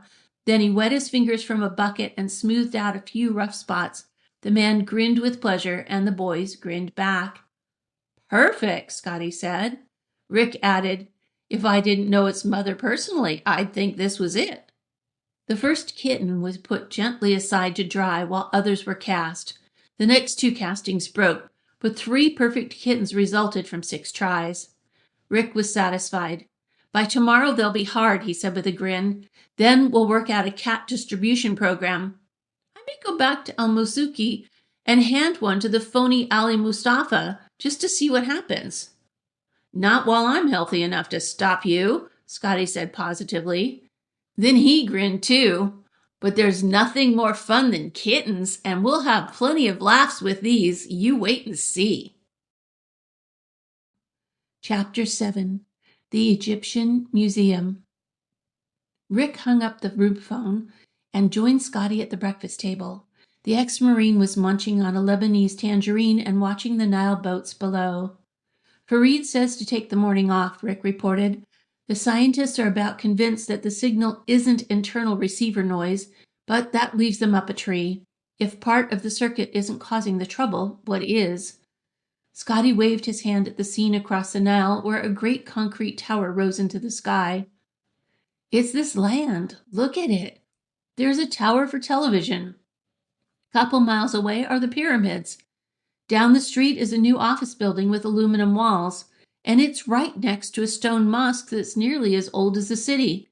If you ask me, Horus or Thoth or one of the old Egyptian gods is getting fed up and messing with the signal just for the fun of it."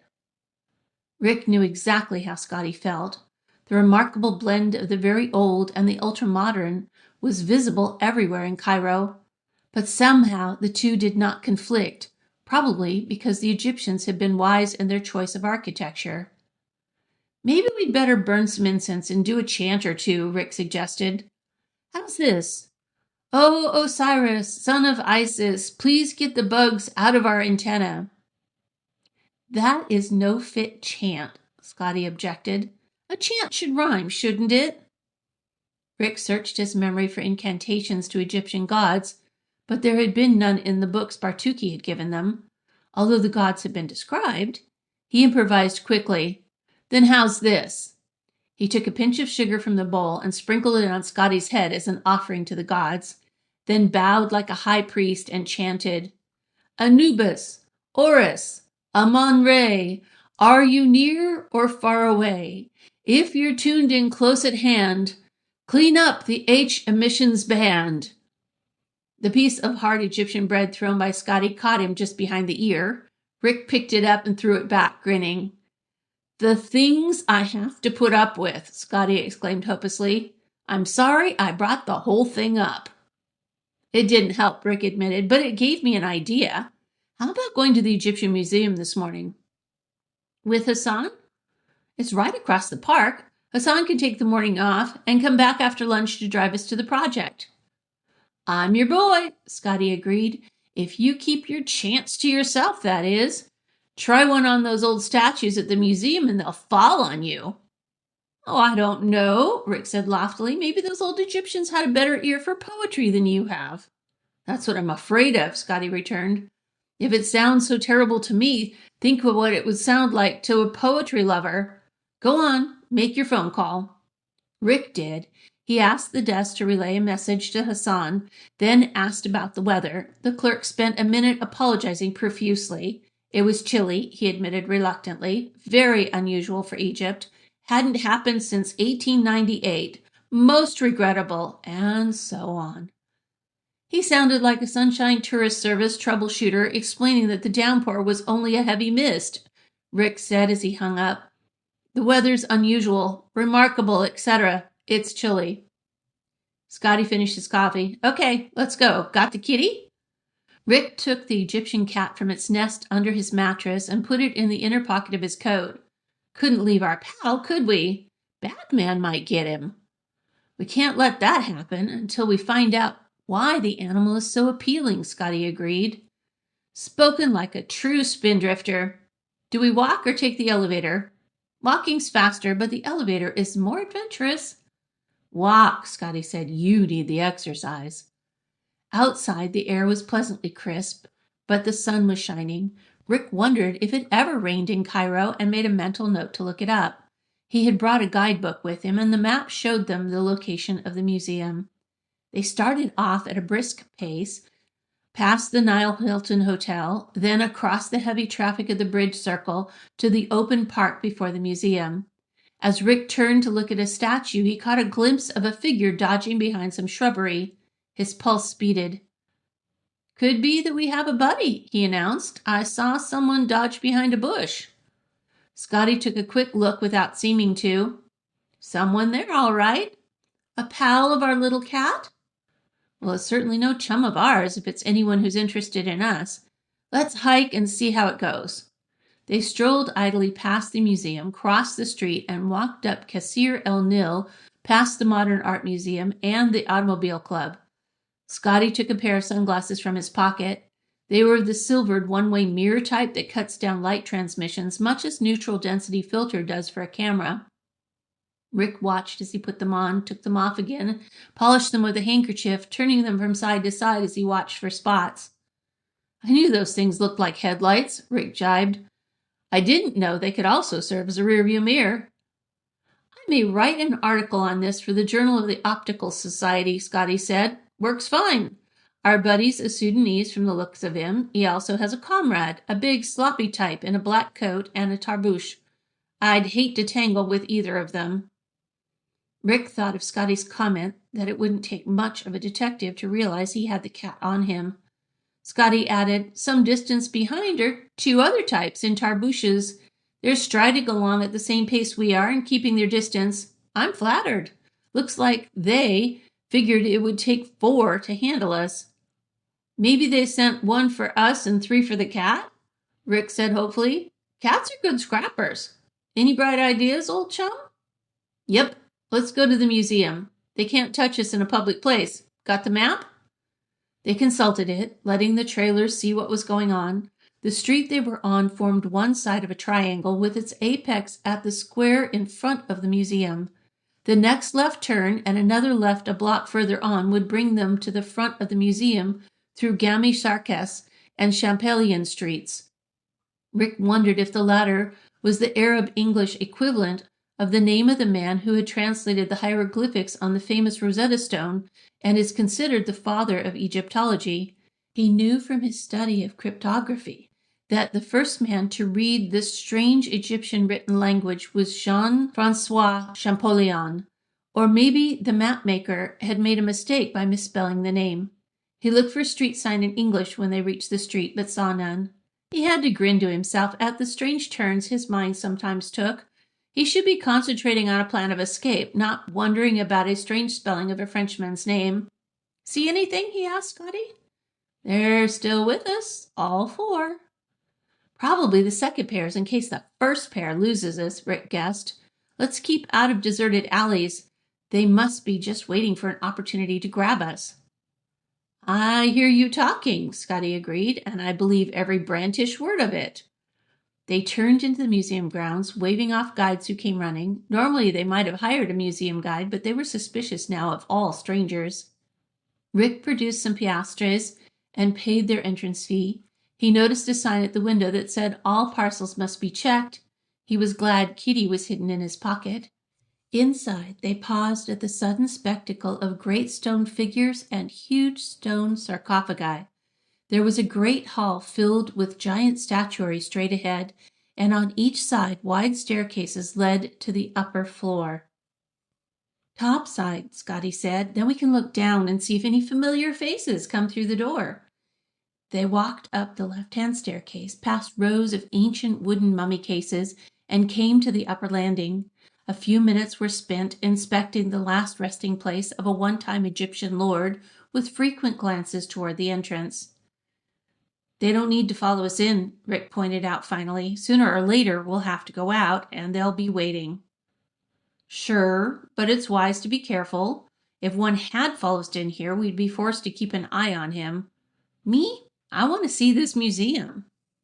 They wandered through the countless rooms of the upper floor, each filled with antique treasures that were impossible to identify. There were a few cards of explanation. One room was crowded with alabaster carvings, any one of which would have rated a whole room to itself in a modern American museum. The great building was literally jammed with rare objects, many of them thousands of years old. Uniformed guards were posted at every corner, obviously to protect the myriad treasures. The police are keeping an eye on us, Rick muttered. What else are they here for? Scotty commented. Don't try to carry off one of those 10-ton statues and they won't bother you. Rick paused before a collection of brightly painted miniature clay soldiers created to serve as a phantom army for some forgotten nobleman. This stuff is priceless. I'll bet they really do need guards. As the boys walked into a small room containing shelves of assorted clay and stone dishes and utensils, Scotty exclaimed, "Look, on the third shelf." Rick searched until he saw what Scotty's quick eye had spotted. It was partially hidden behind a clay jug, an Egyptian cat. Closer inspection showed that it was not the mate to the one he carried. The museum cat was darker, obviously older. It was more stylized and slightly larger. There was no identifying card. The Egyptian cat returned his gaze with dark stone eyes. Wonder if they'd like to have you too, Rick said to himself. 4 men wanted the one in his pocket. He wished it was as safe as the antique before him. Suddenly he let out a pleased chuckle. He had the solution. Are you lonely, little cat? He asked. Would you like company? Scotty got it instantly. He patted Rick on the shoulder. That's the old Brant brain, boy. I'll duck out and distract the guard. Rick moved on, inspecting jugs until he saw Scotty engage the guard in conversation. His pal gradually turned as he talked until the guard's back was toward Rick. It was the work of only a moment to slip the cat from his pocket and push it out of sight behind the jug that partially screened the museum cat. He smiled to himself. From the looks of the museum, it was highly unlikely that the cat would ever be noticed, even if it stood there forever. If one of the Egyptologists ever did happen to see it, there would be a new puzzle to solve. Which dynasty invented plastics? He walked to where Scotty was busy with a guard. The officer's understanding of English was about 0, and Scotty's knowledge of Arabic was slightly less, so they were getting nowhere. When he saw Rick, Scotty stopped trying. He grinned and put out his hand. The guard grinned back and clasped Scotty's hand with obvious relief that the struggle to communicate was over. He waved cordially as the boys went on their way. It is a distinct privilege to make such an outstanding contribution to Egyptian culture, Rick said.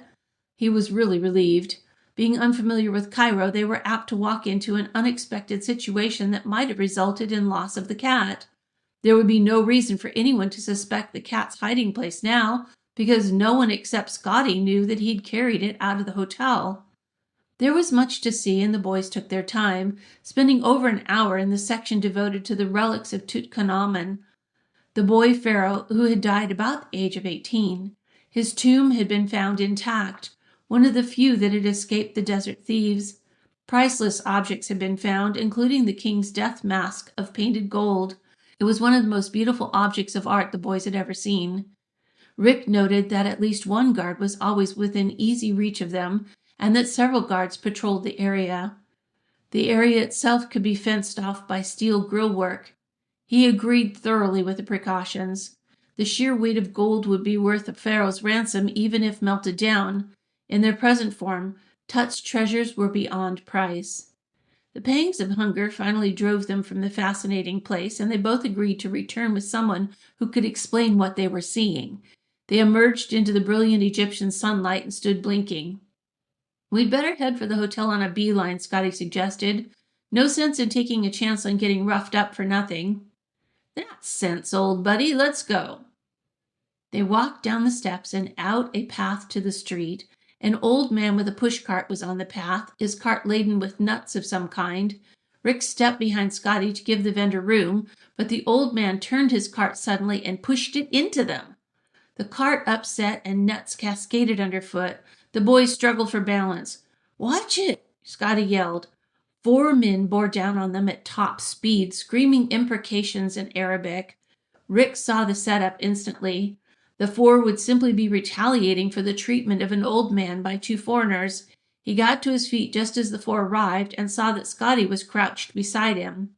The Sudanese and the big man in the tarboosh dove for the boys like a well-rehearsed wrestling team. Chapter 8. The Midnight Call. Rick and Scotty left the ground simultaneously in a dive for the legs charging toward them. They connected, and the impact sent the attackers to the ground. Rick recovered from the dive and tensed for a swing, but he never made it. Arms locked around his chest, pinioning his own arms to his side. He struggled violently, but the grip never yielded. From the corner of his eye, he saw Scotty get in one driving punch that sent the Sudanese down to one knee. Then Scotty was pinioned from behind, too. The big man and the Sudanese swung into action fast. Hands slapped Rick's clothes in a fast but thorough search. Next to him, Scotty was getting the same treatment. The big man spoke sharply in Arabic, and both boys were suddenly hurled sideways, landing together in a heap. They jumped to their feet and saw only 4 retreating backs. Even the peddler had scuttled away, leaving the spilled nuts on the ground. It was senseless to pursue the men. The boys looked at each other grimly. Then suddenly Scotty smiled. "I don't know who they are," he stated, "but I'll tell you this, they're real professionals. I haven't been taken like that in a long, long time." Rick had to agree. The 2-team operation had been swift and efficient. Neither boy had been hurt or even roughed up particularly. That wasn't the purpose. "So they won't get us in a public place, huh?" "Well, if they'd wanted to do damage, they could have," he added, "and we couldn't have done a thing. But all they wanted was the cat." Scotty nodded agreement. He brushed dust off his trousers. "Might as well go back to the hotel. I'm hungry. Anyway, they know now that you don't have the cat on you, and that I don't either. So what will they think? Either that it's at the hotel or the project, or that we've put it somewhere for safekeeping. They searched the hotel room. Suppose they'll try the project? It's possible, I suppose. Anyway, if they want us, they can get us. Notice that no one saw the ruckus? The timing was perfect. A few feet sooner and we'd have been within sight of the museum's ticket office. A few feet later and we'd have been on the street. As it was, shrubs shielded them. Pretty good operating, I'd say.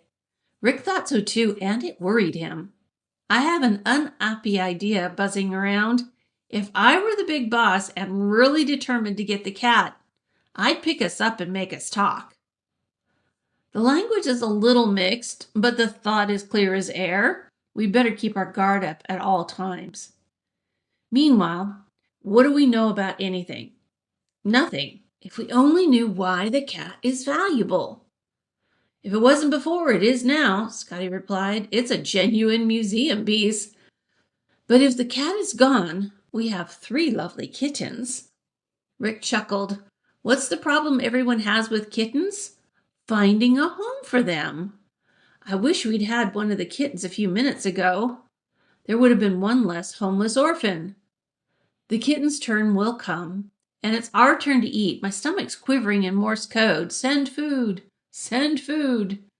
Rick pointed to the hotel just ahead. Okay, chowhound, lunch ahead.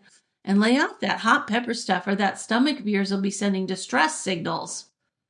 I hear you talking, Scotty said feelingly. One dish, served at dinner the previous night, had required enough water to put out a 3-alarm fire before the burning sensation stopped. Hassan was waiting after lunch.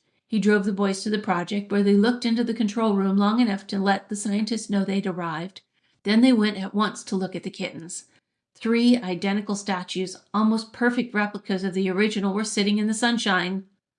"Except for being a little rougher, they're our own dear little mysterious pet," Rick said. "Are they dry yet?" Hassan passed the question in Arabic to the workman who had helped make the kittens. He reported, "They okay. You can take now." "Ask him if we can give him a present for helping us," Scotty requested. Hassan did so, then shook his head. He grinned, his teeth white in his pleasant black face. "He say, making statues fun, not work. He helped you yesterday, so he not have to fix plaster. All even." The boys laughed at the explanation and shook hands with the workmen. "Now," Scotty asked, "what do we do with the children?" "One goes in my pocket," Rick replied. "I feel lost without a friendly little feline weighing down one side of my coat. We can leave the others here in a safe place, maybe inside one of the control cabinets." "Good idea. Going to tell Winston and the others about this morning?" "Sure. Only I don't think we'll mention where Mama Cat's hiding out. No use bogging them down with useless information. We'll tell Winston." Scotty quirked an eyebrow. "Not suspicious of the others?" Rick wasn't, and said so flatly. Only the more people who know something, the more others are apt to find out. The scientists, however, were not even remotely interested. Their whole attention was given to the problem of getting the big radio telescope working. Hakim Farid joined the boys long enough to say, "We've about decided the strange signals are not originating within the system. Now we're looking at the possibility that some local source is giving us interference. We thought we'd eliminated all outside noise, but perhaps something new came up after we finished checking." Rick pointed to Cairo, visible through the control room window. "There must be lots of stuff down there that puts out radio frequency signals, even electric shavers and heating pads. How can you eliminate all of it?" "We can't, in the sense of really cutting it out, but the antenna construction takes local interference into account. It's a tight beam design that should prevent overriding of the main signal by any random side effects. That's what Kiarma and Winston are checking now. There's not a great deal for you to do until they're through. In half an hour, we'll start to swing the antenna to see if we can get an increase in the signal by a change in direction. Until then, why not take it easy?" "We will." Rick took the opportunity to tell Farid of the incident at the museum that morning. He described briefly how they'd been followed, then attacked on the museum path. Farid frowned. "I'm sorry to hear it. Cairo is pretty law-abiding compared to what it used to be, but we still have crime, as you do in your big cities. You didn't lose your wallets or anything valuable?" "Nothing. We think they were after the cat." "They didn't get it?" "No, I didn't have it on me." "That was fortunate," Farid frowned. "But why would anyone want the cat?" Rick did not have an answer for that and said so. The scientist smiled. "A cat isn't exactly big game for thieves, is it? On the other hand, the museum itself was robbed several weeks ago, in spite of the guards. Thieves got away with a necklace supposed to have belonged to Kefren, who built the middle pyramid over there." "Was it valuable?" Scotty asked. "More than valuable. It's irreplaceable. In terms of cash, however, the value is around $250,000. Rick whistled. No wonder the guards watched us this morning. Dr. Kier called, "Hakim, can you help with these tracings, please?" Farid joined the other scientists, leaving the boys to their own devices. Rick hunted until he found a space under an amplifier that was big enough for the 2 extra kittens. The space was covered by an access door. The kittens would be safe there. It would be no real loss if they were stolen anyway. Later, the boys helped check circuits while the radio telescope swung through a variety of arcs with Farid at the controls. The strange signal came while the telescope was pointed only in one direction. Rick asked Winston, "Could it really be coming from a single source in outer space?" Winston shrugged. "We've thought of that. If the source remained fixed, we'd accept it as the most logical explanation. But since Kierma and Farid first noticed the signal, it has shifted its apparent location by many degrees. That's why we think it must have some local explanation." Rick understood. The sources in space studied by the radio telescopes were fixed in the same sense that stars themselves were fixed. Of course, everything in the galaxy, even in the universe, was in motion, but in spite of the enormous velocities, the change in location would not be particularly apparent in the short time or even a lifetime. A short distance away was a wonderful example of this kind of motion. In the Great Pyramid of Khufu, Rick had read, a channel had been left so the light of the North Star could shine on the altar of Isis. The channel was still there, but in over 3,000 years, the slight, slow wobble of the Earth on its axis had caused a shift. What was then the North Star was now Thuban, in the constellation of Draco, the dragon. The present North Star, Polaris, which is not exactly at the celestial North Pole, did not shine on the altar, nor would the next star to become the northern marker, bright Vega. But if the pyramids were still standing after 27,000 years had passed, the cycle of movement would be complete, and Thuban would again shine through the channel to the altar of a forgotten Egyptian goddess. It gave Rick a shiver to think about it. Even now, the pyramids were old enough to have seen a change of north stars. They looked good for another 3,000 years or more. It would take a lot of time to erode away that much massive stone. Then he stopped thinking about it because the telescope was in motion again, and there was work to be done. It was late night before the scientists were satisfied. The boys rode back with Hassan, very thoughtful about the day's events. Now they had both the little statue and the even greater mystery of the space signals to think about. Clearly, the strange signal was not of local origin. The scientists rejected the idea that it came from trouble in the circuit, but it was no natural heavenly object. What was it? Tomorrow, Winston had said, they would decide on the next step. Right now, all hands were too tired to think clearly. The boys agreed that the statement applied to them. "Shall we eat?" Rick asked as they approached the hotel. "Let's have a sandwich sent up," Scotty suggested. "I don't feel like waiting in a dining room, even if one is open late." "Good idea." Rick leaned forward and told Hassan, "Just drop us off, then go home and get some rest." "Not tired," Hassan said cheerfully. "You work. I rest." They certainly were not working Hassan very hard, Rick agreed, but he was pleasant to have around. They bade him good night in front of the hotel and went for the room key. The clerk handed Rick an envelope along with it. It was addressed to Mr. R. Brant, care of the hotel, and the return address was in Arabic. Rick waited until they were in the room to open it. A quick glance showed the room had not been searched, or if it had, with greater care than the last time.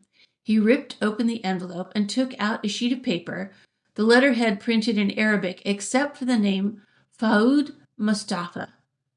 "Faoud Mustafa," he said aloud. "Any relation to Ali, I wonder?" "Read it," Scotty urged. Rick did so. "Dear Sir, you have brought to Cairo, I believe, a plastic replica of a cat which was given to you by Mr. Bartuki for delivery to my brother, Ali. I deeply regret the inconvenience caused by your failure to find my brother in his shop. Only today did I learn that his chief clerk, an officious person, had attempted to take delivery of the cat by pretending to be my brother. The clerk shall be discharged for this offensive behavior. Since my brother is absent from the city on business to Beirut, which was the reason for his absence from the shop, I shall be delighted to serve in his stead. If you will call me, I shall come at your convenience. Or if you will do me the honor of breaking bread at my home, I shall be at your service. Since my home is also my office, any time that is convenient for you will be my pleasure. Sincerely, Faoud Mustafa." Rick jumped for the phone and called the desk. "See if Hassan's still around, please. Tell him to wait if he is." The clerk asked him to wait, and Rick put his hand over the mouthpiece and turned to Scotty. "The first sensible suggestion we've had. Let's go call on Faoud Mustafa. If there are lights, we'll pay him a visit. If not, we'll come back. I'm anxious to get this settled." "So am I," Scotty agreed, then added, "Only let's be sure it isn't a trap." The clerk came back on the line. "Hassan is here. He will wait." "Thank you. Now, can you tell me anything about a Mr. Faoud Mustafa? Do you know him?" "Indeed, sir. He is a lawyer from a well-known family. He has two brothers who are also well-known. One is Ali, who has a shop in El Musuki, and the other is Kemal, who is a textile importer." Rick thanked him and hung up. "It's our boy," he said, and repeated what the clerk had told him. Sounds like pay dirt, Scotty agreed. Only we'll still be careful. Let's go. Rick echoed him. Let's go. If this is on the level, we can get the cat in the morning and deliver it. At last, the secret of the Egyptian cat might be unraveled. Chapter 9. The Uninvited Visitor. As the boys hurried through the lobby, the night clerk came to meet them. I noticed that the name of Mr. Mustafa was on the message I gave you. If you intend to visit him, you will have no trouble. His house is also his office, and it is very well known. Just tell Hassan to take you to Abd el-Aziz Street. The boys thanked him, somewhat relieved that Faoud Mustafa apparently was so well known. Outside, Hassan was waiting. Not so tired? He greeted them. Not too tired for a short trip, Rick said. Can you take us to Abd el-Aziz Street? Not far, near El Mosuki. As Hassan drove off at the usual high velocity, Rick asked, Do you know Faoud Mustafa? Hear name, Hassan said, but not know. What number street he live? Rick took the letter from his pocket, switched on the dome light, and scanned it. There was no address given in English. He started to hand the letter to Hassan, then remembered the dragoman could not read. He puzzled over the Arabic and the letterhead, realized the address must be given there. If he could identify the numbers... There! He recognized one. Both boys had spent some time studying the telephone dial at the project, on which the numbers were in Arabic. It was easy to identify them, and Rick had spotted the 5, a figure like a tiny heart upside down. I think I have it, he said. Let's see. Arabic reads from right to left instead of the way we write. That makes this number, a heart, a dot, and 2 7s backward with 1 squiggle in the upper line. The heart is a 5, the dot is 0, and backward 7s with 1 squiggle are 2s. So the number is 5022, right? That's the way I remember it, Scotty said. So that's the number, inshallah. Hassan started laughing in the front seat. Now you speak Arabic. You must say, Al-Afar Shavwat Arabi. What does that mean? Scotty demanded. It means, I know some Arabic. The boys laughed with him. In a few moments, Hassan swung the little car to the curb and pointed to the nearest building. There, 5022. Rick started to get out, then asked curiously, How do you know, Hassan? I thought you couldn't read. No can read words. Read numbers, plenty good. Could not take people to places if could not read numbers. That made sense, Rick thought. Scotty let out a sudden exclamation. Hey, this is a barber shop, and it's closed for the night. Rick looked, then switched on the dome light. He compared the letterhead number and the number on the door. Clearly, it was 5022, unless they had mistaken 3s for 2s. The only difference between the two numbers was an extra squiggle in the upper line of the 3. He checked the letter again. No, they were 2s. He said so. This is the number on the letter. You let me see, please? Hassan asked. Sure, Hassan. The dragoman took the letter and examined it. He chuckled. Samhini ya Sidi. That means excuse, sir. Small mistake. You read backward. Number is 2205. But how can that be? Rick asked. Arabic goes backward from English. Maybe so with words, Hassan said, but numbers not so. This number is 2205. You want go? Rick sighed. I learn something new every day. Okay, Hassan, you're the dragoman. The little car swung around and sped back the way they had come, into a better part of the city. In a short time, Hassan slowed and began searching. At last he pulled to the curb in front of a large house of Victorian design. Here is 2205, he announced. The boys got out and saw immediately that the house was in darkness. Not a light shone anywhere. No one home, Rick said, disappointed. Scotty surveyed the dark structure. Funny. A house this size must have servants. There should be a light somewhere. Maybe around back? I doubt it, but we could take a look. Hassan's voice stopped them. Something wrong, I think. What do you mean? Rick asked quickly. Hassan gestured to where a small group of people had gathered on the other side of the street. Why they stop? Not so strange for Carr to come to house like this. That was true, Rick thought. The people stood quietly watching, and in a moment 2 others joined them. Their attitude was not simple curiosity. Can you ask them what's up? Scotty asked. We'll try. Hassan took a step toward the group and called cheerfully in Arabic. No one answered. He walked toward them, still talking cheerfully, and the little group melted instantly into ordinary people walking the street on their various errands by ones and twos. Rick needed no interpreter for their actions. Rather than answer a courteous, cheerful question from Hassan, they had hurried off, as though afraid of something. But what? Pretty strange, I think, Hassan said. I just ask who can tell me where to find Faoud Mustafa, and they go. Scotty had been staring at the house. He walked to the steps and stared into the darkness, then went up them onto the porch. In a moment he came down again. Something's very wrong, he said. I thought I saw the gleam of metal, and I did. A brand new padlock on the door. New hasp, too. Put on in a way no house owner would ever do it. It's as though someone was closing a barn door and didn't care how it looked. A chill went down Rick's spine. Instead of a solution, they'd found a deeper mystery. He was sure of only one thing for the present. They should not wait at the house of Faoud Mustafa. Come on, he said, back to the hotel.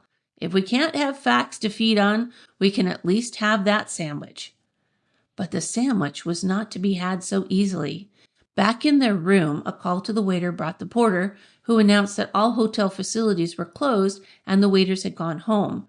He would be glad to go to a restaurant he knew of and get them sandwiches, but it would take a little time. The boys ordered and then got undressed. Scotty went in to wash up while Rick wrote cards to the folks at home. A knock interrupted him. Must be the porter, he called to Scotty and went to open the door. A stranger stood there, a big man in an immaculate gray linen suit. He wore thick eyeglasses with stainless steel rims. On his curly hair was a tarbouche of red velvet. In his hand was a gleaming, snub-nosed, hammerless revolver pointed at Rick's midriff. I know it's late, the man said pleasantly, but may I come in? He walked through the door, and Rick backed away to make room. Are you Faoud Mustafa? He asked shakily. The man smiled. I have not that honor. You have never seen a Mustafa, or you would not ask. They are famous for the biggest noses and mustaches in the Republic. I could have lied, but it is my pride that I never lie. My identity is not important. What do you want? Rick asked. He kept backing away because he wanted desperately for the man to follow. That would give Scotty a chance to move in from behind. I think you know what I want. A small and unimportant piece of plastic in the shape of a cat. Why is the cat so important? Rick asked. It is not important, you may believe this. However, for reasons I shall not disclose, it has certain elements of value to a few people. Sentimental value? Rick asked. He was stalling. It depends on what one is sentimental about. I have no sentimental attachment to this object. I merely want it. Now, my time is short. I was fortunate to find the porter gone, but he will doubtless return. The cat, my young friend, and quickly. Scotty moved from the bathroom on silent bare feet, and even as his pal moved, Rick saw the object in his hand. It was a nail file. Scotty stepped close and his hand moved. The stranger stiffened. That's a knife in your back, Scotty said. Drop the gun. The revolver muzzle never faltered. An interesting stalemate, the man said calmly. You can thrust, but no matter how fast you are, I can shoot. So if I die, so does your friend. Now, since you created this situation, how are you going to get out of it? Or did I create it through my careless eagerness? I was so pleased to find the hall empty that I forgot there were 2 of you. No matter, Scotty informed him. We can stand like this until help comes. Then you expect someone. Make no mistake, I will not be taken. If necessary, I will end the stalemate with a shot and take my chances with the knife. It is even possible I will get both of you. Rick was watching the man's face closely. He was not bluffing. There was no sign of sweat or nervousness. He knew the situation exactly and was prepared to deal with it. The boy reached a decision. "Drop it, Scotty," he commanded. "Pull back and come around so he can see you. I'm going to give him the cat." "Don't!" Scotty exclaimed. "Rick, don't!" "I'm going to give him the cat," Rick repeated. "It isn't worth bloodshed. Now, cooperate, will you?" Scotty drew back and walked around so the stranger could see him. With a gesture of disgust, he threw the nail file on one of the twin beds. The stranger smiled his appreciation. "A very good try. It would have worked, no doubt, on a less experienced man. Now, Mr. Brant, where is the cat?" "In my pocket, in the wardrobe." The gun muzzle waved Scotty to the window at the far end of the room. "Out of reach, if you please. I will cover Mr. Brant just to be sure it is not a weapon he has in his pocket." Scotty obeyed, scowling. Rick led the way to the wardrobe. Moving slowly and carefully, he got the concrete kitten and held it up. "Excellent! I see the hotel has provided you with a newspaper. Please use it to wrap the cat." Rick did so and handed it over. "Thank you. I appreciate your cooperation. Since I am a man who detests unnecessary violence, you have acted wisely." He backed to the door, opened it, and closed it behind him. Rick's eyes met Scotty's across the room, and both grinned widely, but they said nothing in case the stranger had lingered outside the door. Not until a few moments had passed and Rick had checked the hallway did he speak. "Well," he said happily, "one orphan kitten has found a happy home." Chapter 10. The Great Pyramid.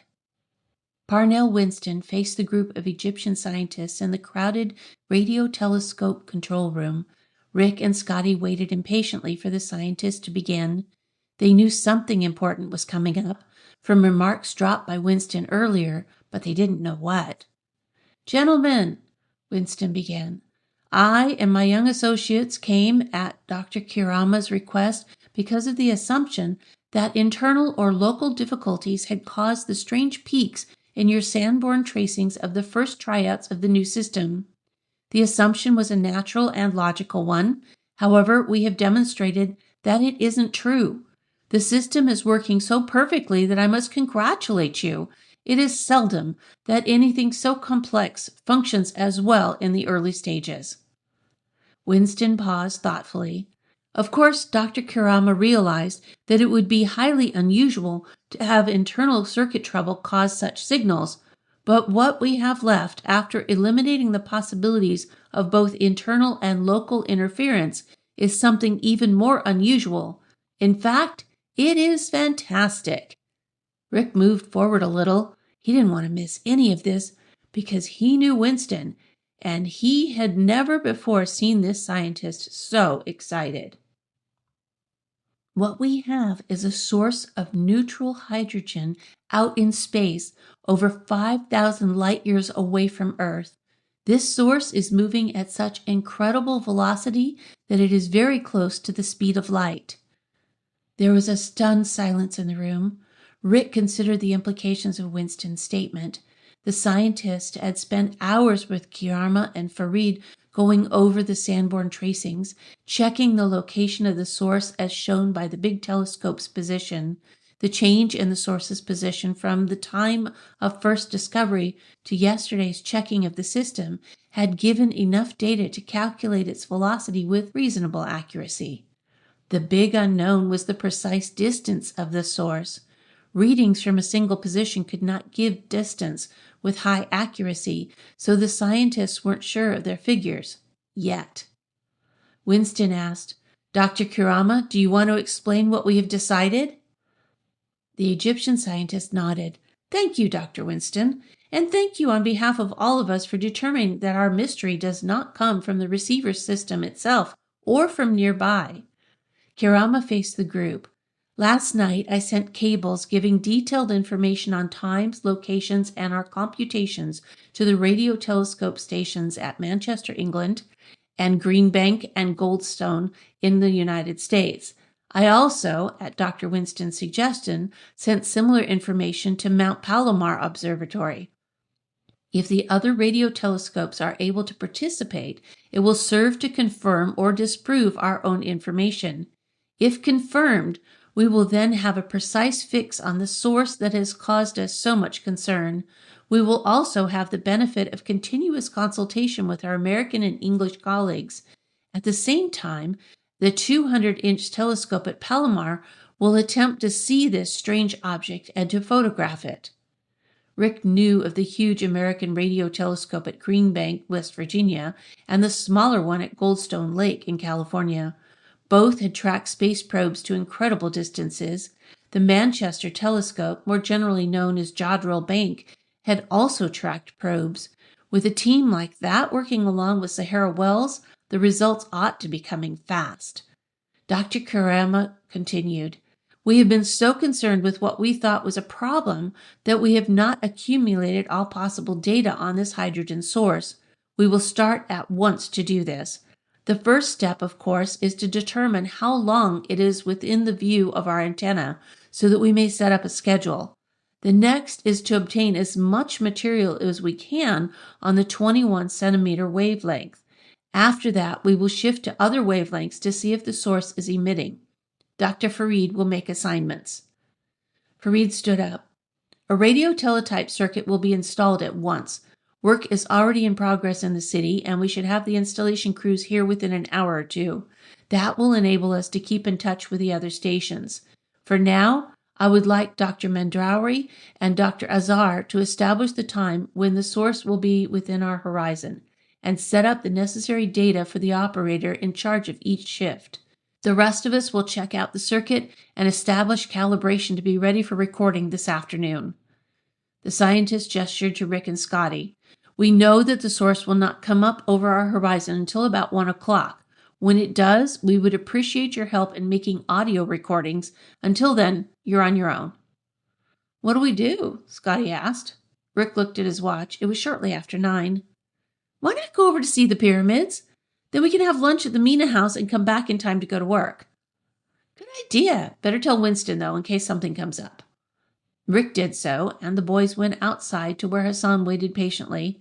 They told him their plans and got into the little car for the short drive to Giza. "I got some of that, but not all," Scotty said. "Give me a brief rundown." "Okay. I'm no expert, but I think I got the drift.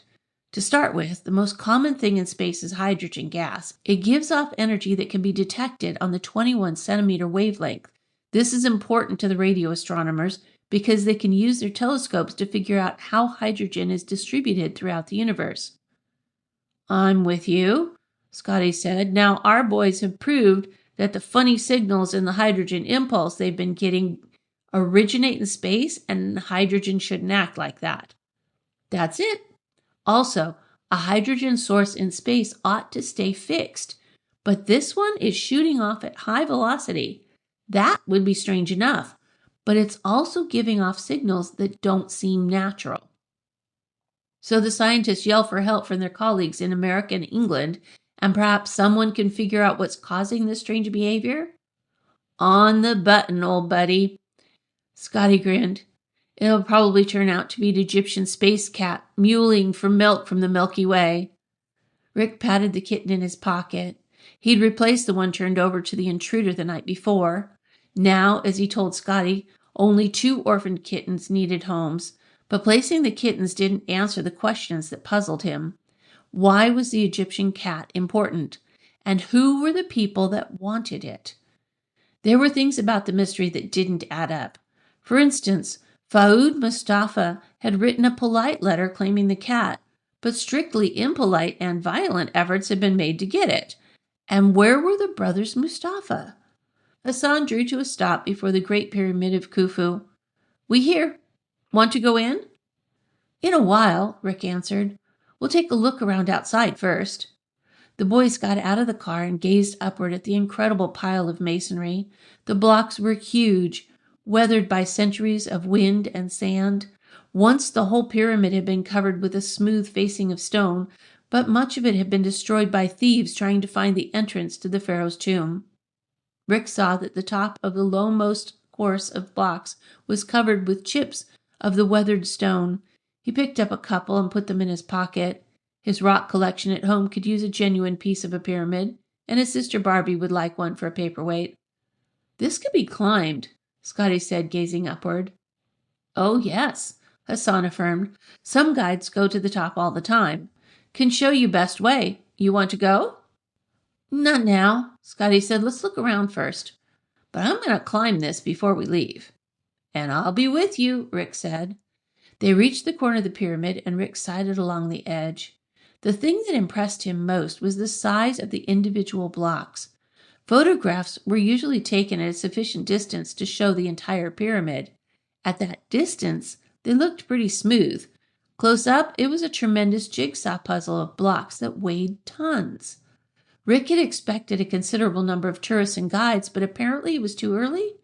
Down by the Sphinx, he saw a few Arabs, but no foreigners were in sight. He was glad that he could see at least part of Giza before the crowd arrived. Take us inside, Hassan, he requested. Can do. You follow. Hassan led the way into the center of the side. High above their heads, he pointed to a hole. Up there. The three climbed through tumbled blocks to the opening and paused to look around. This was not the opening the pharaoh had intended. It had been made by thieves centuries ago. By boring downward at an angle, they had intercepted the inner passageways that led to the buried king and his treasure. Electric lights were strung along the corridor at intervals, but the passage was far from bright. Hassan led the way, with Rick following and Scotty bringing up the rear. Scotty's voice reverberated in the stone passageway. I've been thinking that you ought to be just about overcome with happiness. 2 mysteries on your hands, 1 detective type, 1 scientific type, and now you're walking in the middle of a few million tons of rock. How full can life get? Rick grinned. And you're not happy at all? You just came along for the ride, I suppose? Oh, I'm happy, but I'm a simple soul. 1 mystery at a time, and plenty of chow is all I need. They left the tunnel cut by the thieves and found themselves in a broad concourse with high ceiling and walls that still held remnants of ancient decorations. Rick's vivid imagination could picture the scene as it must once have been, with torches lighting the route as the mighty Khufu was carried by richly clad slaves along this route to the inner crypt. Hassan pointed to where a side passage led upward. Room there, queen buried, but nothing now, all gone, thieves take. This was the story of Egypt. Few tombs had been found intact. That was why finding Tutankhamun had been of such importance. Most of the burial places of the pharaohs had been found and looted many centuries ago. One such tomb would make a band of thieves and their descendants rich, but while the thieves had grown fat, history had suffered. Each rifled tomb meant quantities of historical materials lost forever. Scotty held up a hand. Someone coming. More tourists, maybe? Hassan offered. Rick looked around. In the echoing chamber, it was hard to tell the direction from which the footsteps were coming, and whether it was one person or many.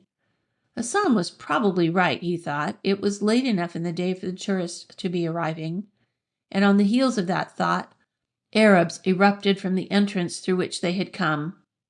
There was less than a second of doubt. The men were after them. Rick saw Scotty crouch as an Arab charged, saw the Arab go headlong through the air as Scotty caught him in a judo throw. Then Rick and Hassan were fighting for their lives. An Arab rushed at Rick, arms widespread, and the boy stepped between the arms and threw a short punch that caught the attacker squarely on the nose. Blood spurted, and he let out an anguished yell. Then Rick put a foot in his stomach and heaved. The man flew backward, arms flailing, and landed on top of one who was grappling with Hassan. The guide took advantage of the break to grasp his second assailant around the middle and dump him. The guide kicked expertly, and the Arab lay still. Scotty was backing away from 2 of them when Rick charged to the rescue. He hit one from behind, his shoulder taking the man at the knees. The Arab slammed forward. Scotty jumped in and grabbed his second attacker by the burnous, then fell backward with him and flipped. The Arab flew through the air like an ungainly bird and slammed into the farther wall. Rick choked back a yell of despair as 3 more Arabs charged through the passageway. They were hopelessly outnumbered now. He saw Hassan with an Arab's throat between his hands, and he saw another attacker come up on the guide from behind, a knife in his hand. There wasn't time to reach Hassan. Rick had only one weapon. He plucked the concrete kitten from his pocket and threw, his whole body giving the flying statue speed and direction. It caught the knife wielder where his headdress met his ear. He dropped as though hit with an axe. The kitten fell to the stone floor and shattered. 3 Arabs hit Scotty at the same time. Rick dove headlong into the fray and got his hands around his stubble-covered face. He put a knee in the man's back and wrenched, but the Arab turned like a cat and reached for his throat. A voice yelled in Arabic. Miraculously, the Arabs fell back. As Rick and Scotty got to their feet, they saw the burnoosed figures raise hands high. At the passage entrance was a man in Western dress, an Egyptian with a bristling mustache and a tremendous nose. He was obviously a person of authority, and the authority was made plain by the Luger automatic pistol he held in his hand. The Arabs crowded together, hands high. Then, at another sharp-spoken Arabic phrase, they all lay face down on the floor, arms stretched out before them. At that moment, the newcomer's eye caught sight of the broken kitten on the stone floor. He stiffened as he took a step toward it. Then he reconsidered. "Mr. Brant, or Mr. Scott," he commanded. "One of you only. Bring me the pieces of the cat." Chapter 11. Third Brother Smiles. Rick was nearest to the broken kitten. He went over and picked up 3 large pieces. There were a few smaller ones, but he didn't think they would matter. He walked over and held the pieces out. The man with the pistol took one and examined it. Rick noted that it was the biggest piece, actually over half the cat. Suddenly the man smiled. It was a fine, happy smile that showed white teeth under his black mustache. "A fine specimen," he said. "Where did you get it?" "It just sort of came to us," Rick evaded. "Indeed? A pity it was broken. Do you want the pieces?" This surprised Rick. He stared into the smiling brown eyes. "No, don't you?" "I have a definite interest in cats, but not this one. Come, shall we go to the outside? I think you have probably had enough of Khufu's tomb by this time, eh?" The pistol motioned to the outstretched Arabs. "This carrion will not bother us. I told them the first man to step outside the pyramid before an hour has elapsed would be shot." To Rick's astonishment, the man tucked the pistol into a capacious jacket pocket, then turned and walked toward the outer entrance. Rick, Scotty, and Hassan followed. In a few moments, they stood blinking in the sunlight. Their rescuer gave them a polite bow. "You are probably wondering who I am and how I appeared so opportunely, eh? Allow me to introduce myself. I am Kemal Mustafa, the brother of Ali and Faoud." Rick remembered the words of the hotel intruder who had taken the first kitten. The Mustafas were well known for the largest mustaches and noses in the United Arab Republic. Well, the description fitted. "I'm Rick Brant," he said. "This is Don Scott and our guide, Husan." Kemal Mustafa shook hands all around. "I am thirsty," he announced. "We will exchange stories over coffee, eh? The Mina house is close by, and I have a car." "So do we," Rick said. "We came in Hassan's car." "Then let us drive down in our separate cars and meet there. We have much to talk over." That was an understatement, Rick thought. He wondered as Hassan drove them to the hotel below the pyramids. Had the business in the pyramid been staged so Kemal could come to the rescue? If not, that meant 2 different groups were interested in the cat. The way Kemal Mustafa had looked at the broken kitten was revealing too. One glance and he had rejected it. How had he known? He put the question aloud to Scotty. "Maybe it didn't break like plastic?" Scotty guessed. "Or it's possible the original is unbreakable?" Rick didn't think either of those answers could be the right one. Could there be something inside the cat? Kemal would have seen right away that the broken one was solid. "There's a hunk of lead in the cat, according to Batuki, but suppose you're right and it isn't lead. What could be valuable enough to cause all these wild goings-on? Diamonds? Rubies? Maybe a radium needle in a lead shield? The possibilities are endless." "Uh-huh. Only one thing bothers me a little. Why use a plastic cat as a container to smuggle things into Egypt? There must be better ways. Well, this way hasn't been very successful, Rick agreed. Anyway, here's the hotel. Let's ask Kemal Mustafa. Over coffee, Rick asked the third Mustafa brother many questions and received answers to most of them, although the answers were not always satisfactory. Mustafa anticipated some of the questions. As the waiter brought coffee, he pulled out his wallet and showed the boys his identity card, driver's license, and business card. Clearly, he was Kemal Mustafa. I have been to Khartoum on business, he said. Last night I returned to the city and found that a family emergency had taken both my brothers out of town. Faoud left very suddenly after he had written to you. I apologize on his behalf.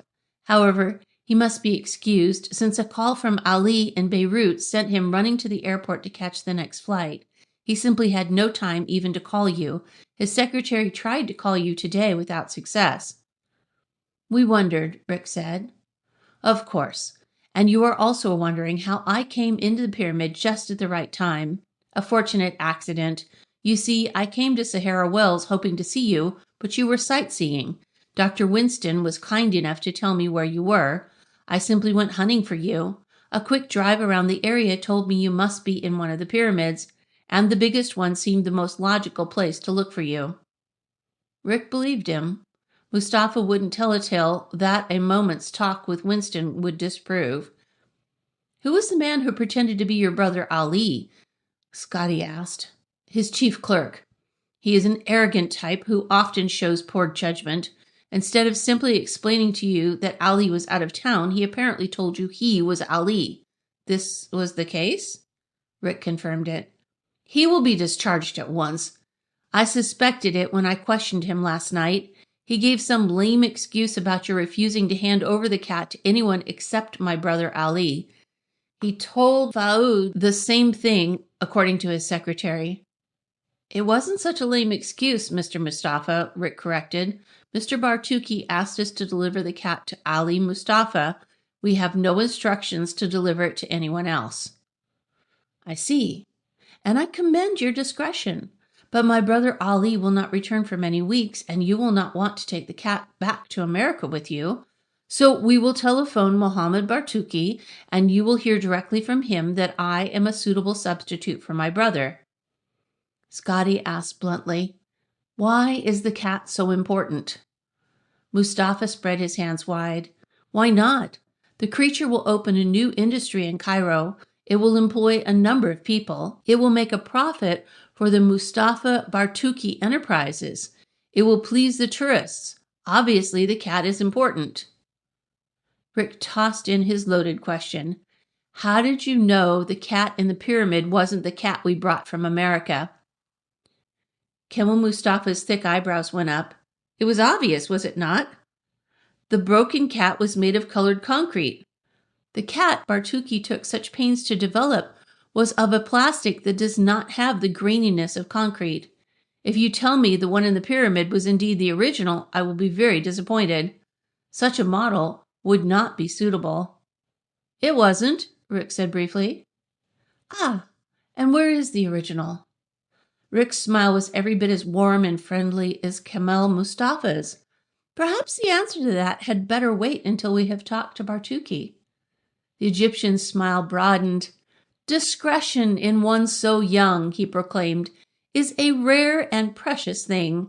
He put money on the table for their coffee and rose. You will excuse me? I have business in the city, but tonight at 7 I will come to your hotel and we will phone our friend in New York. It will then be noon in New York, and we will find him reading the Koran at his home. This is his custom. Until then, Assalamu alaikum, which is to say, good day to you. As the boys walked to where Hassan waited, Scotty grinned at Rick. Discretion in one so young, he quoted, is a rare and precious thing. He should know you as I do. Discretion has nothing to do with it. You just don't want to part with that cat until you know everything there is to know about it. Rick shrugged. I haven't heard you volunteering to hand the poor creature over.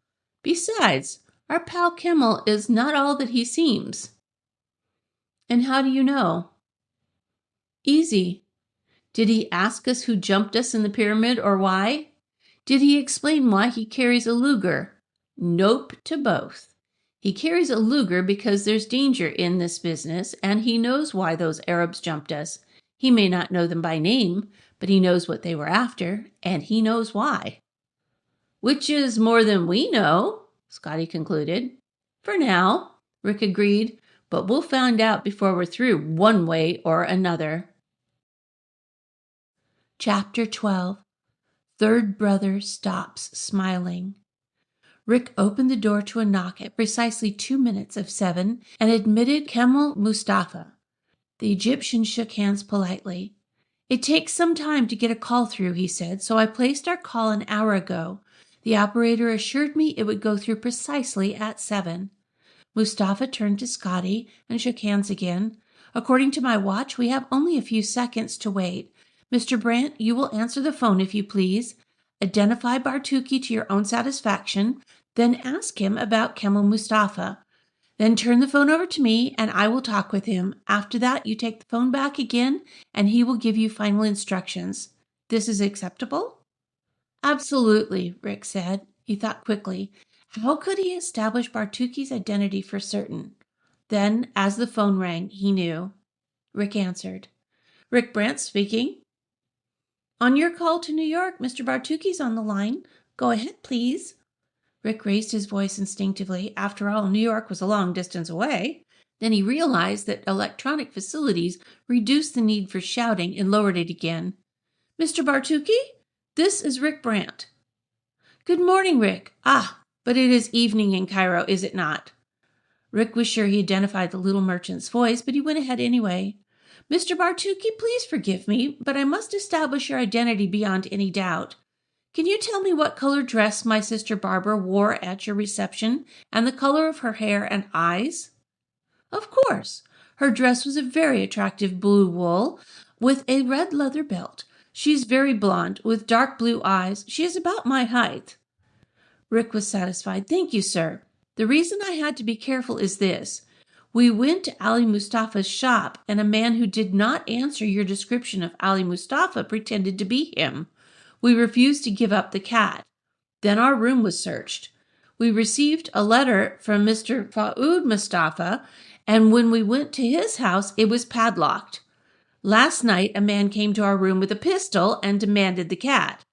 We gave him a copy we had made in concrete. I should add, we were also attacked in front of the Egyptian Museum by men who searched us. That is why we made the copies in concrete. The real one is hidden. Then this morning, we were attacked again inside the pyramid. We were rescued by Kemal Mustafa. He is here with us now. If you approve, we will give him the cat. If not, tell us what to do with it." Bartuki's voice sounded incredulous over the ocean miles. "This is incredible. I must know the meaning of this. May I speak to Kemal?" Rick handed the phone to the third brother and listened. Kemal launched immediately into a rapid flow of Arabic. Scotty interrupted. "Can you speak in English, please?" Kemal stopped abruptly. "Of course. Forgive me." He spoke into the phone. "Your young American friends want me to speak in English, Mohammed. They are cautious and they have reason. I did not know of their room being searched, the man who came with a pistol, or the attack in front of the museum. I arrived this morning because I had gone to the radio telescope to look for them." "Yes?" "Yes, most certainly I will try to find out who has caused them such trouble. Ali and Faoud are in Beirut. It is because of our father. You know that he's been very ill?" "Yes, by all means send a cable." "It will be appreciated. And now, if you will tell Mr. Brant." "Yes." "Ma'e salamat Allah, Mohammed. Allah protect you." Mustafa handed the phone to Rick. The boy said quickly, "Yes, sir." "My dear boy, I am very upset by this affair." Bartuki sounded agitated even across the miles. "Kemal will try to find out what has been going on. Meanwhile, please give him the model and accept my apologies for getting you into such a situation and my thanks for your loyalty to our model cat. I hope to show my appreciation when you return, and I shall certainly want to hear all about this. But for now, trust Kimmel. He is my friend and associate." Rick promised to do so and said goodbye and hung up. He turned to Mustafa and to Scotty. "Mr. Bartucci agrees we turn the cat over." Kimmel stroked his mustache. "Yes, but first I must know of these attacks. Can you describe the men who attacked you at the Egyptian Museum?" Scotty could and did. He gave complete details of dress and appearance. The Egyptian shook his head. "I'm afraid these descriptions mean nothing. They did not harm you?" "They could have," Rick stated, "but they only searched us. We didn't have the cat with us, and it took only seconds for them to find out." Mustafa's brows creased. "I can make no sense of this. Why would anyone want the cat?" Rick and Scotty laughed mirthlessly. "That's exactly the same question we asked ourselves 1,000 times, Rick said. "And you made copies of concrete? That was extremely clever of you. I believe you gave one to the man who showed up here?" Rick described the encounter. He gave a detailed description of the man. Before he was through, Mustafa was nodding his head. "I recognize this man. From your description, it can only be one Youssef. He is a well-known thief and a leader of a gang.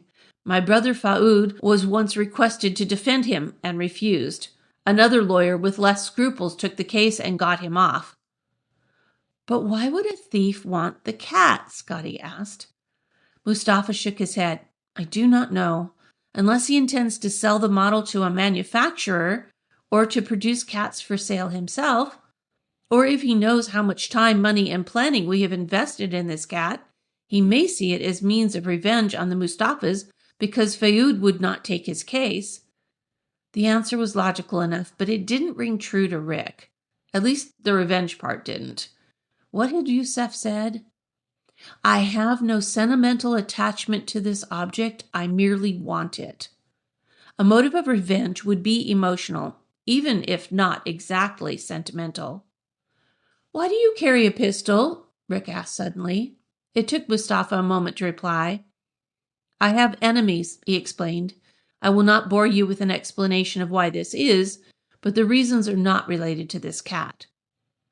"How did you know the cat in the pyramid was not the right one?" Scotty demanded. Mustafa studied the boy for a long moment before he replied. He shrugged. "I have been a contractor and I know concrete. The cat you brought is of plastic, which does not break, or if it does, breaks differently. From your questions, I see you still harbor suspicions. Was not Bartucci's word enough?" "It was," Rick said. "Only we'd like to know about these attacks. Who were the men and why did they want the cat?" "Then my explanation does not seem sufficient. I am truly sorry because we are in your debt, but I cannot tell you more because I know no more. The only thing I can do is talk to some people I know who may have more clues to Youssef's behavior." Mustafa's attitude changed subtly. "Now, where is the cat?" Rick was suddenly glad he did not have it on hand. "It's in the Egyptian Museum," he said. Mustafa exploded. "What?" "That's right," Scotty added coolly. "We saw the men trailing us, so Rick hid the cat in the museum. If he hadn't, the thieves would have it now." Mustafa sank down into a chair, a hand to his forehead. "But this is terrible. We can never recover it. Surely by now the museum curator has it." Rick shook his head. "I don't think so. And I'm sure we can recover it." "But how? Guards swarm everywhere. They are alert because there was a big robbery not long ago. Everyone is watched. Everyone.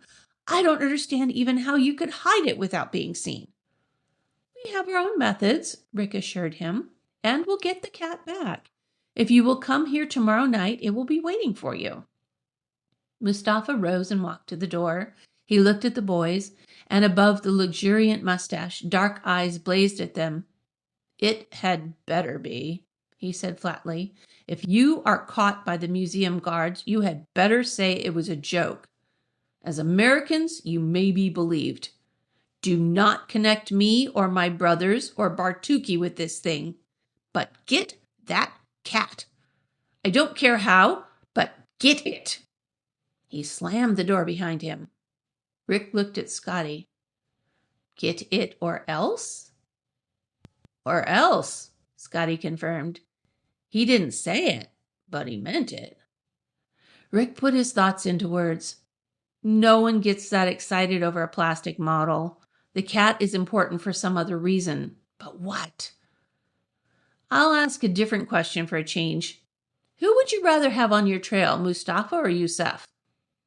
Rick stared at his pal for a long moment while he digested the implications of the question. I see what you mean, he said finally. There are two groups after the cat, right? I've been wondering about that myself since we were rescued by Kemmel this morning.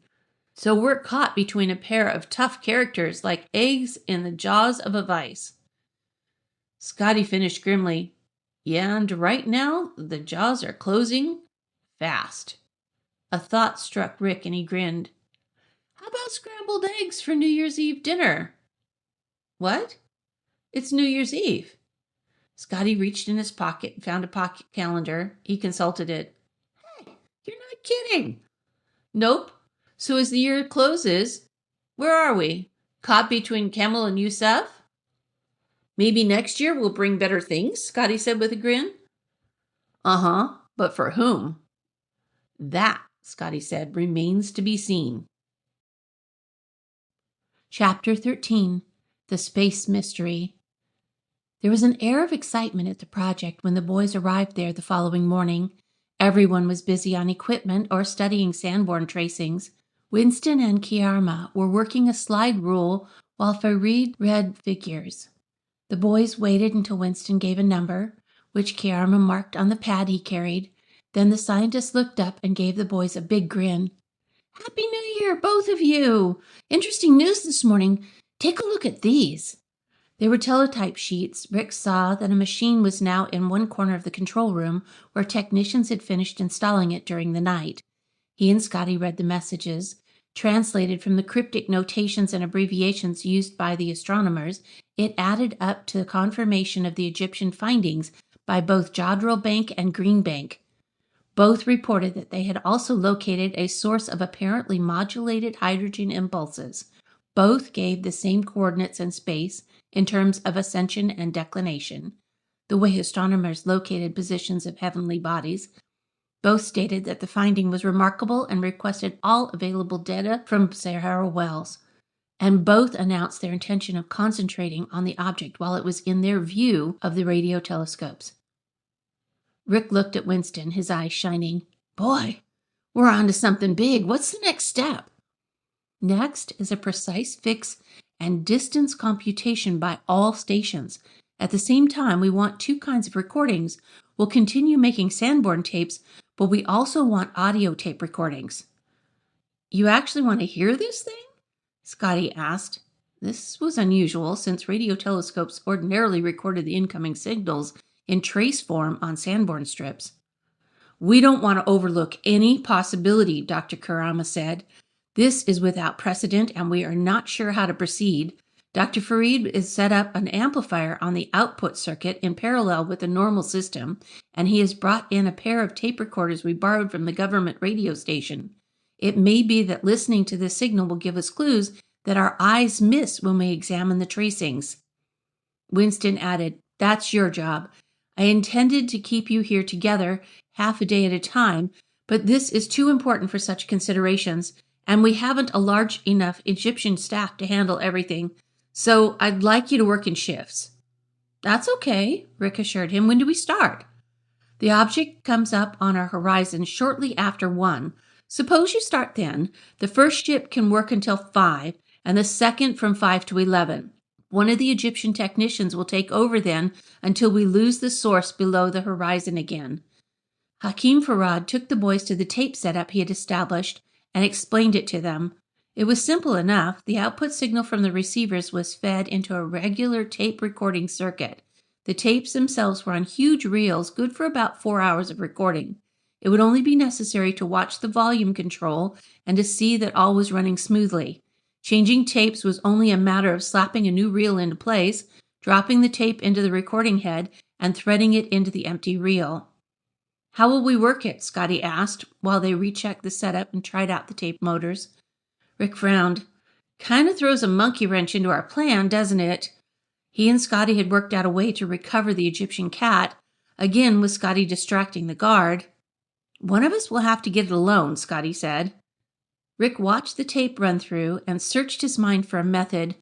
There was only one way he could think of that would get the guard out of the way.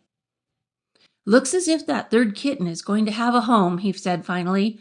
"I'll wrap it in old newspaper, then pretend to find it under something. I'll hand it to the guard. With luck, he'll get so excited he'll run for his boss, thinking someone has tried to steal a museum exhibit. And I'll snaffle Kitty off the shelf and hike out." Scotty rubbed his chin. "Could work," he said finally, "unless the guard insists that you go with him." "No speak Arabic," Rick said. "I won't understand. Let's hope the guard speaks no English." "Well, if anything goes wrong, Mustafa will just have to wait. So I'll take the first shift. You go get Puss. That means I'll be waiting for old Kemal alone tonight at the hotel." "Looks that way." There seemed to be no solution except to turn the cat over. Bartuki had approved, and the cat was his. Much as the boys hated to let go of an unsolved mystery, there wasn't any other way. Hassan drove Rick back into town with the boy sitting in back. He would have preferred to be in the front seat with the dragoman, but the taxi meter took up too much room. The guide parked directly in front of the museum and asked, "I go with you?" "Not this time, Hassan. I won't be long."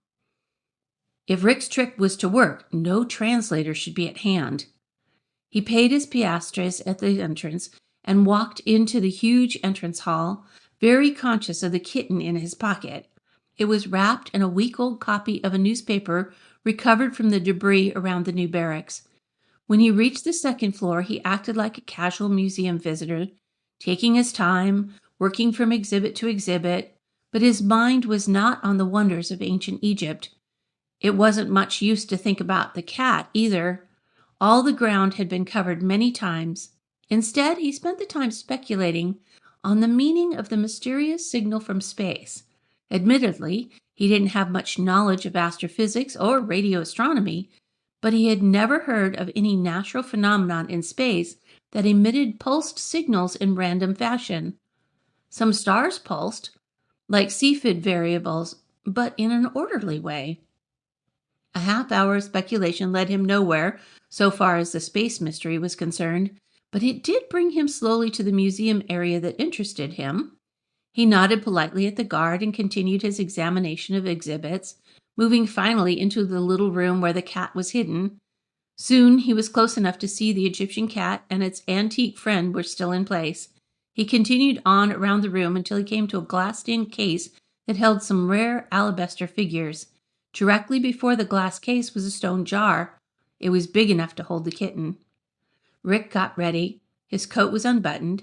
He put a hand in the outside pocket, ready to swing the coat out so his other hand could remove the kitten from the inside game pocket with one swoop.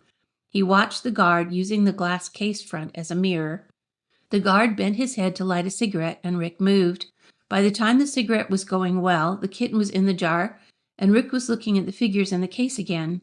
He waited patiently and tried identifying the figures so he would seem genuinely interested. The figure with the stylized jackal head was Anubis, the god of death. The hawk-headed one must be Horus. The female figure would be Isis. The one with the solar disk over his head was probably Amun-Re. The rest he couldn't identify at all. He wondered if one of them was Bustave, the cat goddess. It would be appropriate. He drew back a little, first checking to see if the guard was watching. Then he bent down and looked into the jar. He put a hand in and brought out the newspaper. He turned it over and hefted it. Then he started to unwrap it. The guard was at his side in a flash, watching. The reddish form of the cat came into view, and the guard snatched it from his hands. Rick turned to him with a look of bewilderment. The guard unwrapped the kitten completely and held it up, then turned swiftly and hurried out. Rick was across the room in 2 bounds. He grabbed the Egyptian cat and tucked it into his inner pocket. Then he closed his coat without buttoning it and hurried after the guard. The guard hadn't gone far. Rick found him with another guard, gesticulating and waving the cat. Apparently, the other guard was an officer because he had tabs on his shoulders. The guard with the cat saw Rick and beckoned to him. He walked over, trying to keep his expression interested but unconcerned. The officer spoke in English, but not well. "He say you get this?" I see in big jar.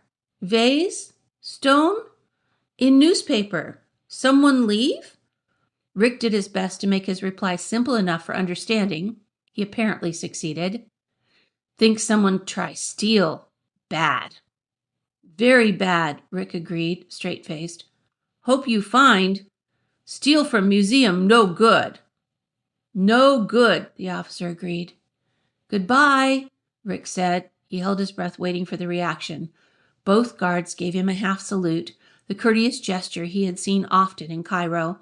He bowed and walked toward the stairs. Not until he was outside did he breathe freely. The cat was a comforting weight in his pocket as he got into Hassan's car. He wondered what the museum officials would think about the kitten. A moment's examination by one of the archaeologists would show that it was of concrete, and new concrete at that. Maybe it would just end up in the lost and found desk, if they had one. Let's go back to the project, Hassan, he directed. Scotty would want to know if he had been successful. Then he could go to the Mina house and have a late lunch while Scotty recorded signals. If only he didn't have to give the Egyptian cat to Mustafa until the mystery was solved. He grinned at his own thought. The cat was no good to him, was it? His only interest was solving the mystery. Why did so many people want it? He forced himself to think logically. It was old ground, but he went over it again. The cat itself could have no real value. It was plastic, and plastic is cheap. On the other hand, it was valuable as a model, as Bartuki had explained and Mustafa had confirmed again last night. Rick wasn't satisfied. A professional thief like Yusef wouldn't be interested in a model. He would want only objects of high value. There was only one possibility, which Rick and Scotty had considered before, that the cat contained something more than the piece of lead Bartuki had described.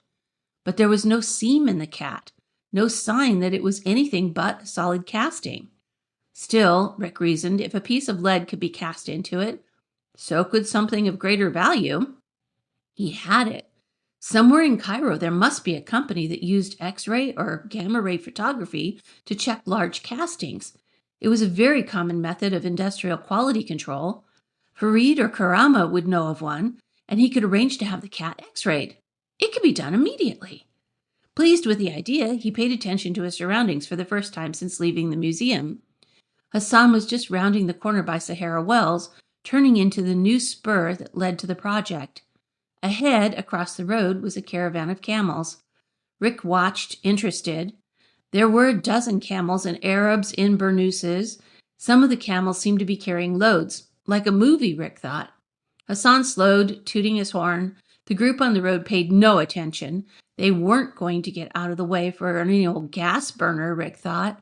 Not these traditional ships of the desert. The car closed the gap, and one of the Arabs turned. Rick gasped. Under the desert headdress, a pair of eyes were looking at the car through steel-rimmed glasses. Yusef. And Yusef wanted the cat. Chapter 14. The Broad Sahara. There was no way around the caravan without going into the desert, and the car was too close to turn around. They were trapped. Rick hurriedly took the cat from his pocket and stuffed it down behind the cushion of the car, pushing until it was well hidden. He knew he would be searched. Why else would Yusef come? He hoped a search was all there was to worry about. Hassan leaned out of his window and shouted imprecations in Arabic, to which the Arabs paid no attention. They closed around the car, and Rick recognized two who had taken part in the attack at the museum. The Sudanese and the big Egyptian who had worn a tarbouche. He also recognized the one who he had beamed with the kitten in the pyramid. He was not among friends, he thought grimly. Yusef opened the door. Please get out, he requested. It will be easier if you cooperate.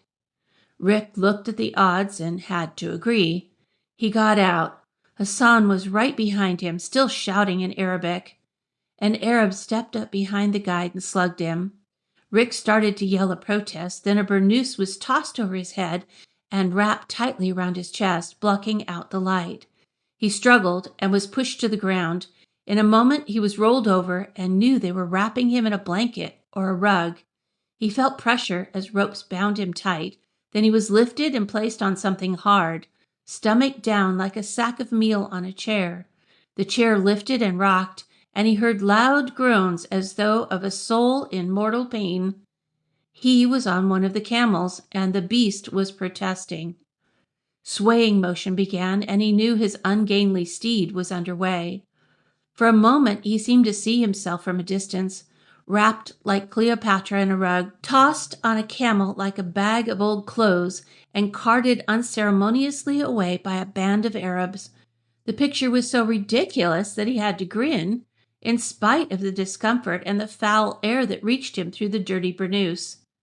Then realization hit him. Yusef was in charge, and Yusef was a tough professional thief who intended to get the cat. Where was the thief taking him? Sudden fear ran through his thoughts. The camel swayed and jogged along for what seemed hours to Rick. Now and then he could hear voices, but he made no sense out of the Arabic. The camels complained constantly, and he felt like moaning with them. His stomach hurt from the constant rubbing across the saddle, and both legs were asleep from the tight wrapping. His head dangled down, and now and then his nose banged when the camel lurched. He couldn't remember ever having been so uncomfortable for so long. It seemed forever before the camel stopped. Rick hung over the saddle unprotestingly. There was nothing he could do but wait.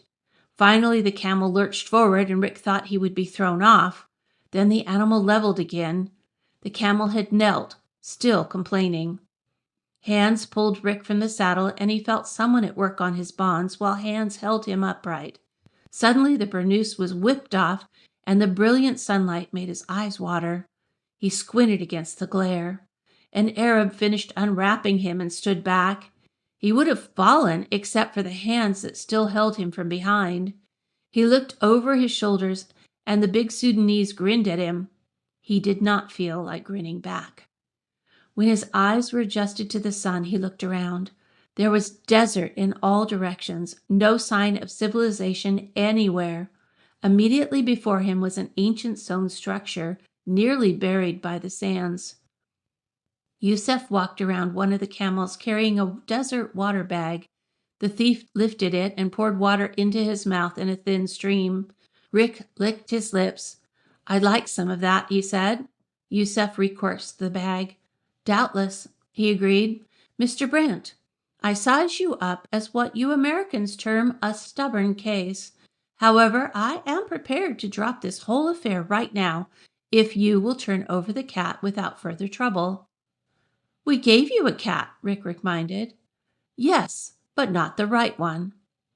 "How do you know it isn't the right one?" Rick demanded. Yusef smiled. "Shall we say that I had a cat expert examine it?" "Let it go, Mr. Brant. We both know you still have the one I want." "But why do you want it?" Rick asked. He couldn't help asking, even though this obviously was not the time for friendly banter. "I want it. That is enough. Will you give it to me?" "I can't," Rick explained. "It must be turned over to Mustafa." "He didn't say which Mustafa." The thief sighed. "Then I was right. You are stubborn." "Well, stubbornness is like starch. It does not last. In this case, we will let the desert and thirst take the starch out of you. After a few days here, you will beg me to take the cat." "But it is all so foolish and so unnecessary. Why not be reasonable?" Rick looked around at the endless shimmering dunes of the Sahara, and he wanted desperately to be reasonable. He couldn't. "Sorry," he said. "Very well. On your head be it," Yusef called in Arabic. Two men lifted down a huge bundle from one of the camels. They unwrapped it, and Hassan swayed and blinked in the glaring sun. "You shall have company," Yusef stated. He gestured at the surrounding wastes. "We leave you to do what you wish. You might even try to walk to civilization. I will leave no guard. However, I do not recommend it, because when I return, it might not be possible to find you in time if you should leave here. When I come back, I will have writing materials, and you will send a note to your friend Scott, telling him to give me the cat. When I have the cat, I will see that your friends are told how to find you." The thief swung to a kneeling camel, and his men followed suit. a command, and the camels rose, mouthing their complaints. Yusef waved, and the caravan raced away with long, smooth strides across the desert. Rick turned to Hassan. "Are you all right?" he asked anxiously. The dragoman put a hand to his head. "Hurts like fire, but I okay. You?" "I'm fine. What we do now?" Rick saw the camels disappear behind a dune, then emerge again. It was a pretty romantic picture, but one he couldn't appreciate. "We wait," he told Hassan. "We wait, and I guess we hope. There's nothing else we can do." Chapter 15. The Cat Comes Back. The hands of the control room clock crept up to 5. Scotty asked an Egyptian technician to watch the tapes for a moment, then went to the telephone and called the hotel. It wasn't like Rick to be late. Scotty thought his pal might have decided to take a nap and had failed to wake up in time, but he had little faith in the idea. Rick wasn't a nap taker. More likely, something had happened at the museum.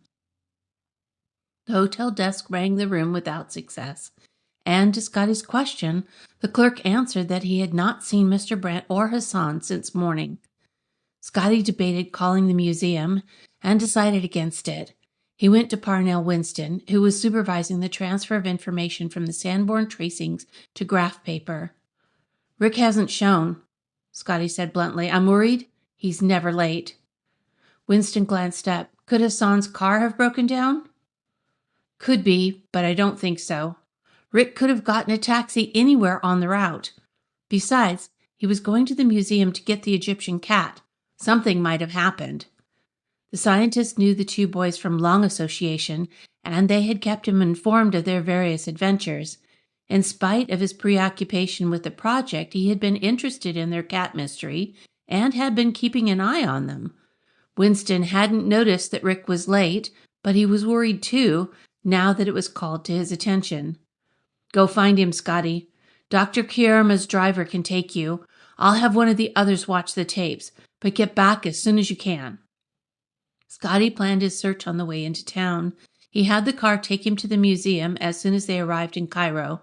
The museum was closed, but questioning of the guard disclosed that Rick had been there and had found an unusual statue wrapped in newspaper and left in an urn. It was a new statue, the guard said, probably left by some visitor who had disobeyed the sign about taking packages into the museum. So Rick had carried out the plan and rescued the Egyptian cat. Now the museum had the kitten. Scotty had the car take him to the hotel. There was no sign of either Rick or Hassan, and no one had seen either of them. Scotty questioned the clerk, the doorman, the hall porter, the room maid, and the dragoman who waited for business in the narrow street between the Samaris and Shepard's hotels. Finally, he found a dragoman who knew nothing of their whereabouts, but added, "Why not wait in room? They not far. Hassan's car here." "Where?" Scotty demanded quickly. "Out back, in alley." Scotty ran. The dragoman was right. Hassan's car was parked in the usual place. He looked around to see who might have been working in the area, someone who might know when the car had arrived. A window into the hotel kitchen opened into an alley above the car, and a cook was looking out. Scotty found the door and hurried into the hotel. He worked his way through rooms and corridors until he found the kitchen. He saw that the cook was a salad maker who apparently worked at a bench right next to the window, but to his question the man shook his head. He spoke no English. Additional searching produced the chief cook, whose English was good. He relayed Scotty's question and the cook's answers. He say car come while he cleaning up after lunchtime. He see stranger driving, so he lean out and ask where's Hassan. Stranger say he is the cousin of Hassan, and Hassan lend him car. That is all. Cousin lock up car and go away. It was enough, but Scotty's elation over finding a clue was tempered by the realization that a stranger driving Hassan's car could mean that Rick and the dragoman were in real danger. He did not know whether or not Hassan had any cousins, but he was certain the guide would not have loaned the car while on a job. Scotty ran into the alley and tried all the doors. If Rick had managed to leave a note or any clues in the car, Scotty wanted it. Locked doors were not going to stop him. He searched the alley till he found a piece of stiff wire. He bent one end into a hook. Then, with his jackknife, he pried one of the no-draft windows open just far enough to slip the wire in. He wedged the window with a piece of wood and began fishing. It took long, patient minutes to hook a door handle, then more time to maneuver the wire into position. By the time he was ready for the last step, the cooks and some of the dragomen were watching. He paid no attention. Holding his breath, he exerted pressure on the wire. The inner handle turned, the latch clicked, the door was unlocked. Scotty started in the front seat and went over the car methodically. He found nothing. Finally, only the cushions were left. He pulled the front one away and examined the debris that seems to collect under car seats. He put the cushion back and went to the rear one. He lifted the seat out and disclosed the Egyptian cat in back of the cushion where Rick had stuffed it. Scotty examined it, his heart racing. He hurriedly set things to right in the car, closed the car door, and hurried into the hotel. He knew Rick, and he knew his pal wouldn't have parted with the cat except for one reason, to protect it. That meant Rick had expected to be searched. Scotty followed the thought forward logically. Rick had hidden the cat. Then he and Hassan had been taken from the car. A cousin had brought it back to the hotel. Why? Scotty didn't know the answer to that unless Rick and Hassan had been taken in some location where an abandoned car would have attracted attention. That wouldn't be in the city, because who would pay any attention to a car parked and locked at the curb? But if not in the city, where? Somewhere in the desert was Scotty's guess. The desert was on both sides of the river, both north and south of Cairo. He could assume that the two had headed for the project, or that they had gone north for some reason he couldn't imagine. He dropped the line of thought. It was getting nowhere. One thing was clear. Whoever had taken Rick and Hassan hadn't suspected that Rick actually had the cat with him. The cat had to be the reason. Someone who wanted it had decided on a direct action. Scotty opened the door of the room he shared with Rick and looked about him unhappily, not really seeing anything. He knew Rick's captors would not have an easy time making his pal talk, and even when Rick did open up, he would spin some kind of yarn that would throw them off the trail. Scotty thought that Rick would not be in any great danger until he disclosed the cat's whereabouts, but he didn't like the idea of what Rick would have to go through before then. The question was who had taken him. There were two possibilities, Mustafa and Yusef. So far as third brother knew, the cat was to be delivered to him at the hotel that night. On the other hand, Yusef's men had searched them in front of the museum, and later Rick had handed Yusef a kitten. The thief must have found out that the kitten was a fake. Scotty picked up the room telephone and called the project. In a moment he had Winston on the line. Rick's gone, he said tersely. Hassan, too. The car was brought to the hotel by a stranger. Rick left the cat in the car behind the rear cushion. He wouldn't do that unless he knew he was going to be searched. My guess is that Yusef snatched them. I think it's time we got the police in on this. Chapter 16. The Howling Jackals. Tourists travel thousands of miles to see the full moon rise over the Sahara Desert. It's a sight of lonely, majestic grandeur. The rolling contours of sand and rock assume weird, lovely patterns, and even the desert wind is hushed. It is at such times, men say, that the spirits of the ancient Egyptian gods, Amun-Re, Horus, Thoth, Isis, Osiris, Babaste, and the others again walk on earth. Rick Brant could appreciate the scene, but he was in no mood for it. He clutched his coat around him more tightly to keep out the penetrating desert chill. From behind a nearby dune, he heard the rising yapping howl of a jackal, one of the earth's loneliest sounds. Anubis, Egyptian god of death, had the head of a jackal, he recalled. He tried to wet his lips. He was terribly thirsty. Hassan had been stretched out on the sand. He rose to a sitting position and gestured toward the dune that shielded the jackal from sight. He noisy. Rick nodded. Do jackals always bark at night? Always. It is their kismet. Their fate, Rick thought. Born to bark at the empty desert. He wondered if the little dog-like animals enjoyed it. Do they always bark at nothing? No. Sometimes they bark at people. Like now, he bark at us. Rick grinned feebly. Doesn't like us using his desert. Well, I'll be happy to give it back to him.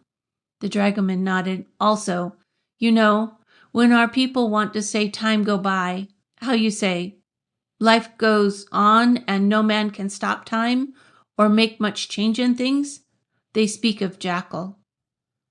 Rick looked at the guide with interest. He'd been glad all through the long hours of Hassan's presence. The Sudanese had turned out to be an entertaining and thought-provoking companion. Is it a saying of some kind? He asked. Hassan nodded. The little jackal barks, but the caravan passes. Rick repeated the expression thoughtfully. It said a great deal. I'll remember that, Hassan. There was something he'd wanted to ask. May I ask you a personal question? The guide spread his hands expressively. You hired a dragoman, but he has become your friend. Ask what you will. Thank you, Hassan. Scotty and I think of you as a friend too. I wanted to ask about your English. You've been speaking very good English to me all day, but until we were captured, you spoke sort of broken English. Hassan chuckled softly. It is part of show I put on. My clients talk too simple English to me most of the time. They don't expect me to know good English, so I do not speak as well as I can. Now, with you and Scotty, it is different. My broken English is habit, so I continued to speak it until today. But I knew it would be different with you when we had coffee together, and when we laughed together. That was when I knew I could leave my show clothes at home and dress in a suit. Rick laughed with him. So that's why you wore fancy stuff only that first day. But Hassan, if you can't read or write, how did you learn such good English? I am like a parrot, Hassan replied. I hear and I repeat. For 4 years, I was houseboy to an American family from USIS, what you call United States Information Service. They taught you English? Rick prompted. I knew some, but we help each other. I teach them Arab talk, and they correct me when I speak American. Hassan launched into a recital of his years with the Americans, who had been transferred to India, but still wrote to him now and then. Rick listened with only part of his mind. For the most, his thoughts went back over the ground he had covered before, since Yusef had dumped the two of them next to an ancient crypt. The big question was, of course, what would happen to them? As though in answer, the little jackal appeared silhouetted on top of the dune. He lifted his head to the full moon, and his voice rose in a prolonged yapping howl. Then, as suddenly, he was gone. Rick gave an involuntary shiver. By the time Yusef returned, he would be in bad shape from thirst. He wondered how long he could hold out, and in the same instant wondered why he should. There was some real value attached to the cat. It was not manufacturing rights or sales, and it was not revenge. He was sure of that. Yusef had said that he had no sentimental attachment to the cat. He had also said that he disliked unnecessary violence. Rick wondered what the thief considered unnecessary. What else could he recall of Yusef's talk? He had said that the cat was not important, that it had elements of value to some people, and that he never lied. If one took his words at face value and believed him, then the cat itself was not important. What did that leave? Rick could only see one thing, that it was important only because it contained something. Yusef's words simply reinforced the conclusion he and Scotty had already reached. Elements of value to a few people, Yusef had said. That might mean only a few people knew what the cat contained. If you didn't know, it was only a plastic cat. If you did know what it contained, well, Yusef knew, and he wanted the cat badly enough to risk a kidnapping. Rick wondered where the cat was now. He had no idea of what had happened to Hassan's car. If it was left on the road and not searched, Scotty or someone from the project would recognize it. Scotty would certainly search the car, and he would find Kitty. It was what Rick would do, and he and Scotty thought alike on many things. Hassan finished his recital of a trip to the Valley of the Kings with his American employers, and Rick took advantage of the lull to borrow a match. He lighted it and looked at his watch. It was nearly midnight. Had Scotty met Camel Mustafa at 7? Rick thought he probably had and wondered what Third Brother's reaction to this mysterious disappearance had been. If Scotty had the cat, had he delivered it? Rick thought not. Scotty would keep the cat for bargaining purposes. He found himself yawning. Hassan, when do you think Yusef will come back? If he wants us alive and able to talk, maybe day after tomorrow. If not, Lasama Allah, maybe longer.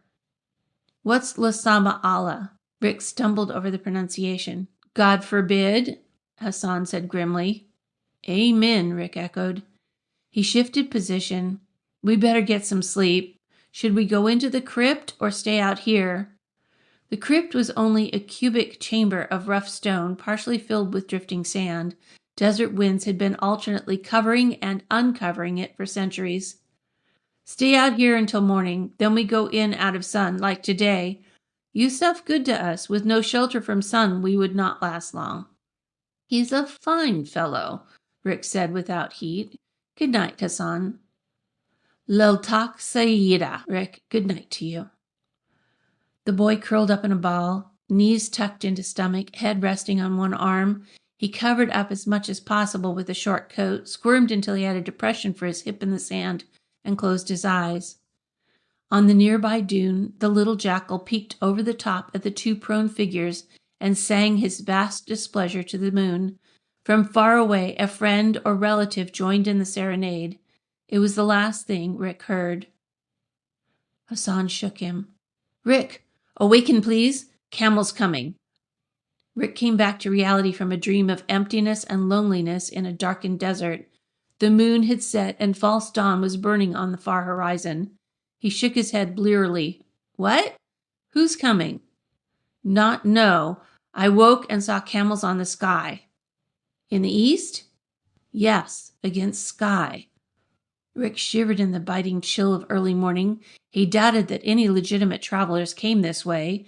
Yusef would not have left them near a caravan route. He could only guess that the thief himself was coming back, and he grew colder at the thought. Perhaps Yusef had decided not to wait to soften Rick up. On the other hand, there was a remote possibility he had the cat. If he was a thief with honor, he might simply be coming to take them back. The idea seemed unlikely. Scotty wouldn't give up the cat except in exchange for the two of them.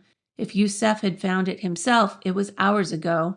He wouldn't have waited to search Hassan's car if he had ever intended to search it.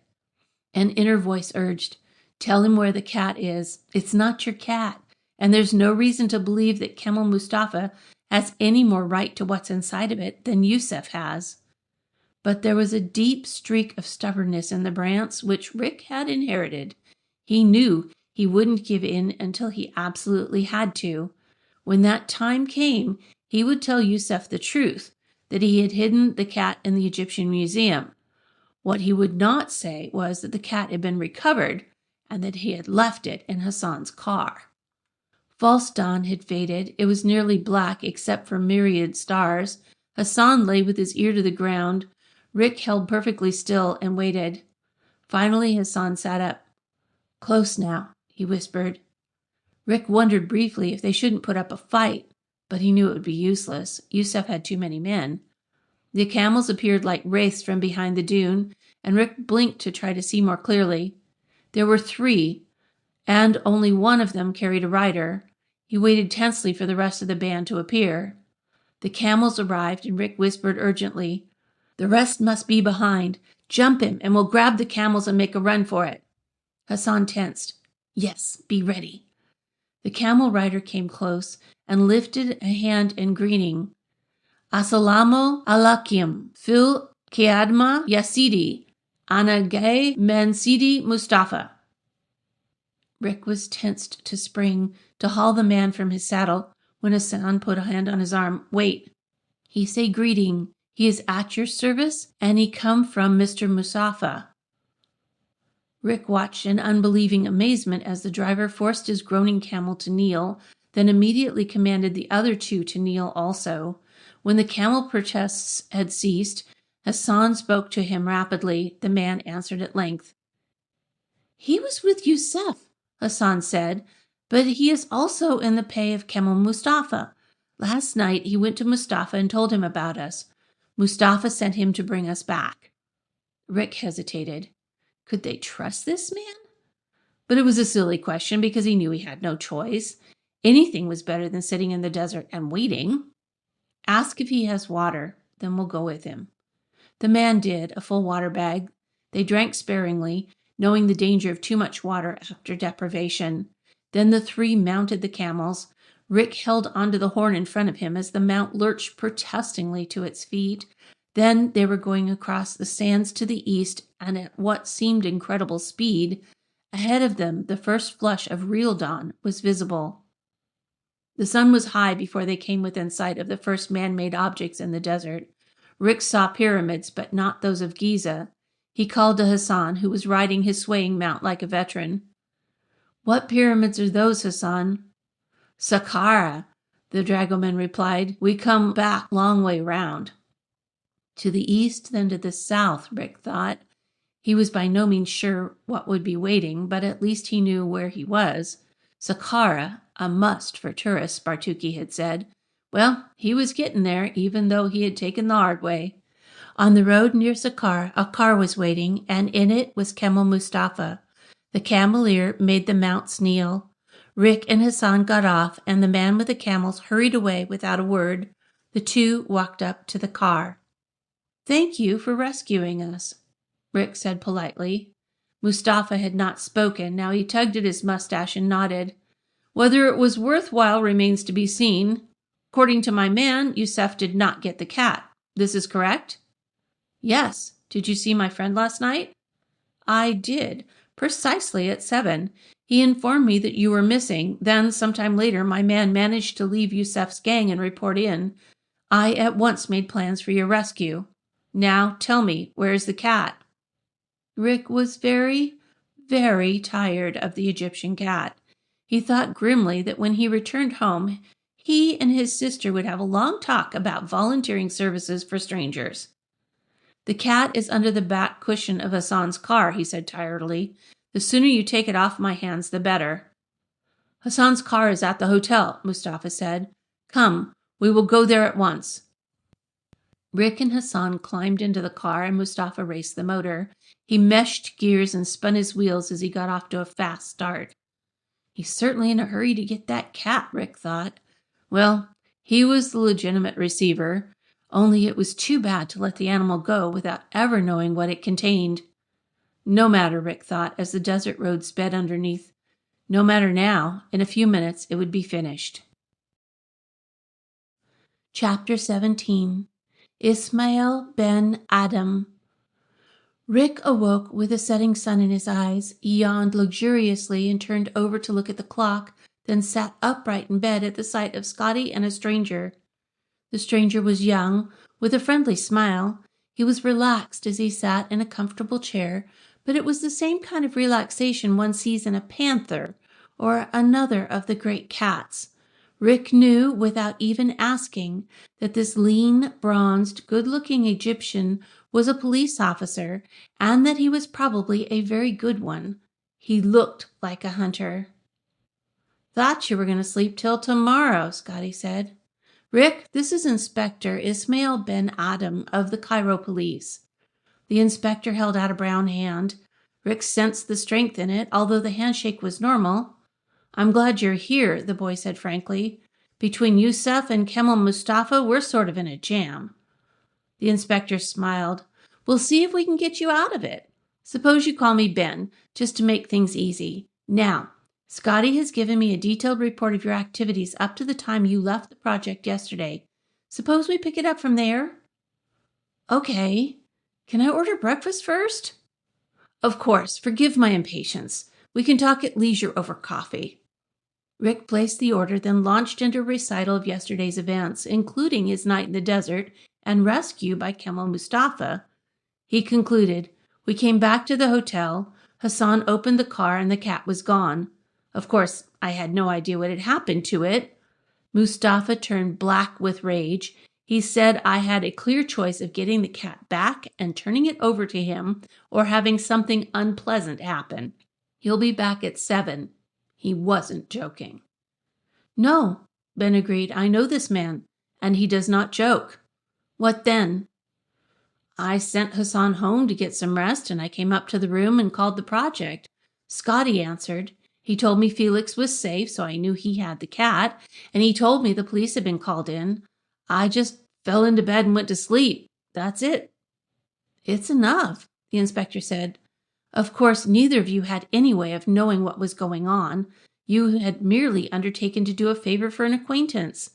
I just wish some kind wind had whispered to you the idea of reporting to us after that first day in El Muski. I guess we were wrong, Rick admitted. At first it didn't seem like a matter for the police. Later, we just didn't think of it. I understand, but it doesn't pay to be too independent in a strange land, I assure you. Ask Steve Ames. The boys stared in amazement. Steve Ames was a close friend and their contact in JANIG, one of the top American government security organizations. How do you know Steve? Rick asked in astonishment. He and I went through the FBI Academy together. We keep in touch. Also, the International Police Organization, which is called Interpol, keeps us up to date on developments. I know that your scientific group works closely with Steve. So Ismail Ben Adam was an FBI graduate. Rick looked at him with new respect. I guess we should have reported to you, he said. We just didn't know. No matter. It will all work out anyway. In fact, your delay in contacting us may even make things simpler. How? Scotty asked. Ben shrugged. We will see. This cat of yours has many interesting possibilities. Do you know why the cat is important? Rick demanded. I have an idea, but please do not press me for details. It's better for everything to go on normally while I do a little useful work. So, I suggest you two continue on as before, with only one difference. You will use a different taxi to travel back and forth to Sahara Wells. But Hassan is our dragoman, Rick protested. What's more, he's a friend. We can't switch now, after we engaged him for the duration of our stay. Ben smiled warmly. Your loyalty to Hassan does you credit, but don't worry. He will be taken care of. You and I will trade transportation. I will use Hassan, and you will use my taxi. I don't get it, Scotty said. It's simple. Both of you are able to testify to criminal actions on the part of Yusuf. Also, if this works out as I hope, you will have testimony to give on the actions of Kemal Mustafa. Now, if you knew there was evidence against you and you were completely ruthless, what would you do? Remove the evidence, Rick said slowly. His eyes met Scotty's. Exactly so. So Hassan stays with me, and your taxi driver will be one of my best officers. He will stay with you at all times. While you're in the hotel, another of my men will be your hall porter. Do you really think we're in any danger? Scotty asked. Don't ever doubt it, Scotty. Be on guard at all times. It's because the cat is very important, Rick stated. And the cat is important because of something inside it. You know what that something is. An excellent deduction, Ben agreed with a grin. All but the last statement. I do not know what it is. I merely suspect. My evidence is circumstantial. I'll tell you this much, though. I know a great deal about certain interests of the Mustafa brothers, and I was informed by Interpol that there is an interesting gentleman of great wealth in San Francisco who talks too much. Rick thought over the statement. It didn't help at all. He couldn't see what a talkative man in California had to do with the Egyptian cat. That's not very informative, he objected. Ben laughed. I'm sure it isn't. But I'll make you a promise. Before you leave Egypt, we will perform a small operation on the cat and remove its appendix, or whatever else it may have inside. We'll hold you to that, Scotty told him. Rick's breakfast arrived, And over coffee au lait and Egyptian rolls, Ismail Ben Adam questioned Rick until he was sure he had extracted all the information the two boys had. It suddenly occurred to Rick that he had asked no questions himself. "Where's the cat?" he demanded. "At the project," Scotty replied. "I was going to turn it over to Ben, but he said to leave it there." "It might be uncomfortable at the station," Ben added with a twinkle. "After all, it is a well-cared-for pet." Rick grinned. "We've grown fond of it," he admitted. "Second question. Can't you just pick up Yusuf on a kidnapping charge?" "We could if we knew where to find him, but Yusuf is a hard man to locate when he goes underground. We've been trying to get something on him for years, and we know him well. This time he's overplayed his hand, and we've got him. It's only a question of time." "How about Mustafa?" Rick asked. "Is he guilty of anything?" The police officer finished his coffee and rose. "Not yet," he said, "but he will be. Now, stay together at all times. Ride with the taxi driver who will be waiting for you in the hall. Otherwise, go about your business as usual and have a good time." Scotty saw him to the door, then turned to Rick. "Mustafa isn't guilty of anything yet, but he will be." "That's interesting." Rick thought so too. "Isn't it pretty careless leaving the cat at the project?" "Seems so," Scotty agreed, "but I think Ben knows what he's doing." "I guess you're right," Rick said soberly. After more coffee and a shower, he felt like himself again. There was work to do at the project, so the two boys picked up the police driver, who was keeping an eye on their door, and rode to the project. The scientist greeted Rick happily. "We were pretty worried for a while," Winston said, and the Egyptians echoed him. "We don't usually treat tourists this way," Fareed said jokingly, but behind the smile, Rick sensed that the Egyptian scientist was embarrassed by what had happened to a guest. "I got myself into it," Rick pointed out. "If we had gone to the police about the Egyptian cat that first day, there would have been no trouble." Dr. Kirama put a hand on his shoulder. "It is very kind of you to save our feelings, but we were so involved in this fascinating problem that we simply didn't pay enough attention. Otherwise, we could have advised you to see the police." "How's it going?" Rick asked. "Very well," Fareed said. "We're exchanging reports constantly with the other radio telescopes, and it's clear that we have something extraordinary. We're trying to agree on the precise location of this space object. The next step will be to examine the signals more closely to see if a pattern can be found or if they're simply random." "If you and Scotty feel up to it," Winston added, "we'd like you to duplicate the audio tapes for us. We want to send a set right away to Green Bank. They started audio recording too yesterday, but they don't have the hours when the object was in sight of our telescope but not theirs. They're duplicating the signals we didn't get after the object dropped below our horizon. That way we'll both have complete record for analysis." "What's the space object?" Rick asked. Winston shook his head. "We don't know. It's too early to even speculate much. Can you make the duplicates?" It was early evening. "We can get sandwiches at Mina House and work until we're finished," Rick replied. "That will get us home before midnight. There can't be more than a few hours to record." "Fine. You'll be alone, but since the inspector put a police guard on you, I'm sure it'll be all right." Fareed had arranged the technical setup, using another unit borrowed from the government radio station for the purpose. All they would need to do was feed tape into the machines and watch the recording level. One of the Egyptian technicians drove to the Mina House and brought back sandwiches and cokes. The scientists departed to have a quick dinner and then resumed work at a different location where a computer was available to do the complicated mathematics required for analysis of the data. Rick and Scotty started work right away. The police driver sat in a chair and watched them.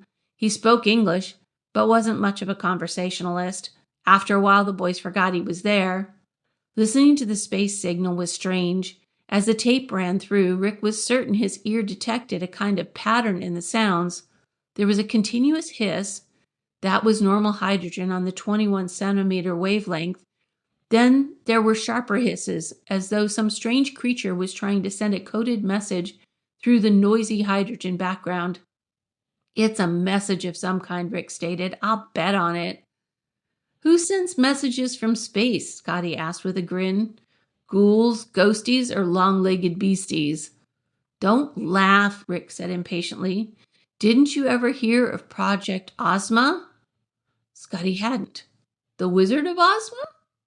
The name comes from Princess Ozma of Oz, I guess, but it was the first project to use the Green Bank telescope to try to locate intelligent signals from space. Stuff exactly like this. You're kidding. Nope, on the level. Scotty listened to the continuous signal, his face thoughtful. Maybe there is intelligence behind it, and maybe not. I don't get much of a pattern out of the sounds. Maybe the seven-eyed men of the planet Gulp don't have rhythm, Rick began. Anyway, he never finished the sentence. The control room door slammed open. Arabs crashed through, bringing the police guard to his feet with a bound. He snatched a pistol from a shoulder holster and got off 2 shots before an answering shot caught him and spun him around with the impact. The police guard slid slowly to the floor. Chapter 18. The Fight at Sahara Wells. The pistol dropped from the police driver's nerveless hand, and Scotty leapt. Rick dropped to the floor as his pal picked up the pistol and rolled, shooting as he turned. His second shot caught an Arab and slammed him back into the others who were trying to crowd in. Rick looked frantically for a weapon. The only thing in sight was a heavy ceramic ashtray that the guard's fall had knocked to the floor. He grabbed it and threw, rising to one elbow. The ashtray caught an Arab in the throat. Someone shot, and chips flew from the cement floor next to Rick's head. He rolled away. Scotty aimed with care, as coolly as though he stood on a range back home. He squeezed the trigger and was rewarded by a choked yell from beyond the doorway. He fired again, and a burnoosed figure grabbed the doorframe for support. The Arabs beyond the doorway had dived for cover, leaving the doorframe clear except for the most recent victim of Scotty's shooting and the one Rick had hit. He was lying on the floor with both hands clutched to his throat, gagging and gasping for air. A headdress was thrust around the frame, and Scotty squeezed off a quick shot. The hammer clicked harmlessly. He was out of ammunition. He threw the pistol, and the head vanished. Both boys got to their feet and crouched to rush any newcomers. They whirled at the tinkle of broken glass behind them. Yusef stood in the window, a Sten gun trained on them. Rick looked at the deadly little submachine gun and gulped. He remembered what Ben had said about removing the evidence. The thief said, "Put both hands on top of your heads." The boys did so with no hesitation. In spite of Yusef's apparent casual manner, both knew he would not hesitate to shoot. He raised his voice and shouted in Arabic. The boys stiffened as footsteps sounded behind them and gun muzzles were thrust into their backs. Yusef vanished from the window and reappeared in a moment through the door.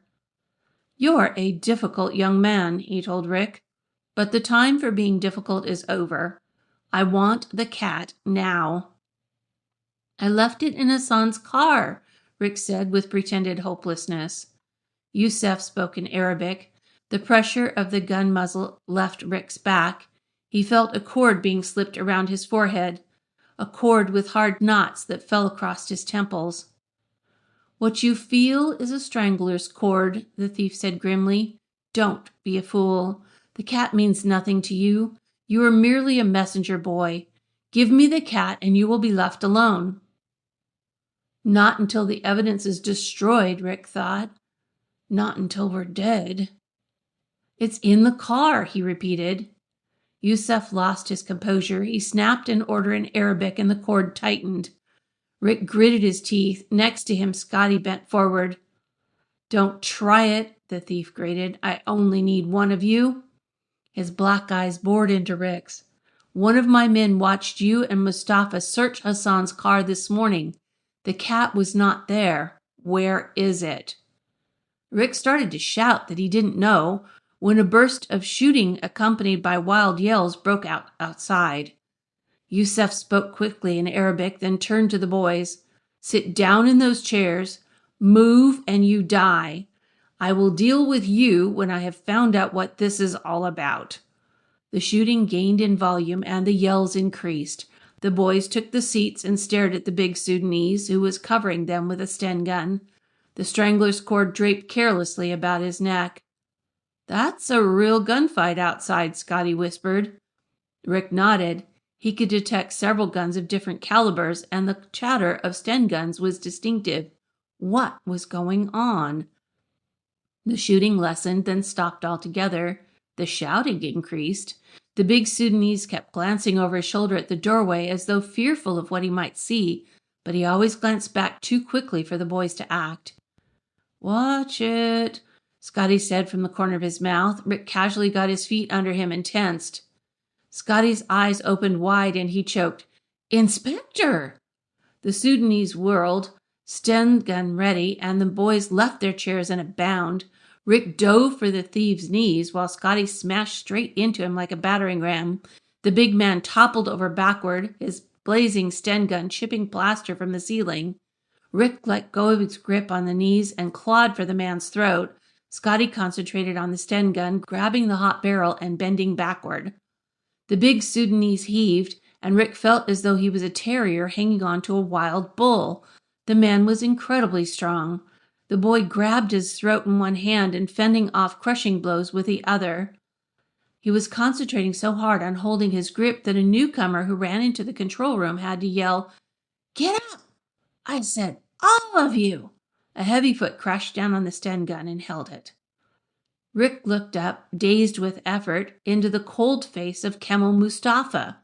Third brother had a Luger automatic and looked ready to use it. The boys rolled away and got to their feet. The Sudanese got to his knees and started to get up. Mustafa struck with a Luger and the man collapsed. The pistol muzzle pointed at Rick. "You double-crossed me," Mustafa grated. "You were supposed to give me the cat an hour ago at the hotel. Fortunately, I had one of my men follow Yusuf because I suspected he would find the cat sooner or later. Give it to me." "Your men must have won the fight," Rick ventured. "They did. Conversation will not help. I have thought about this, and I am certain Yusuf did not get the cat. His presence here confirms it.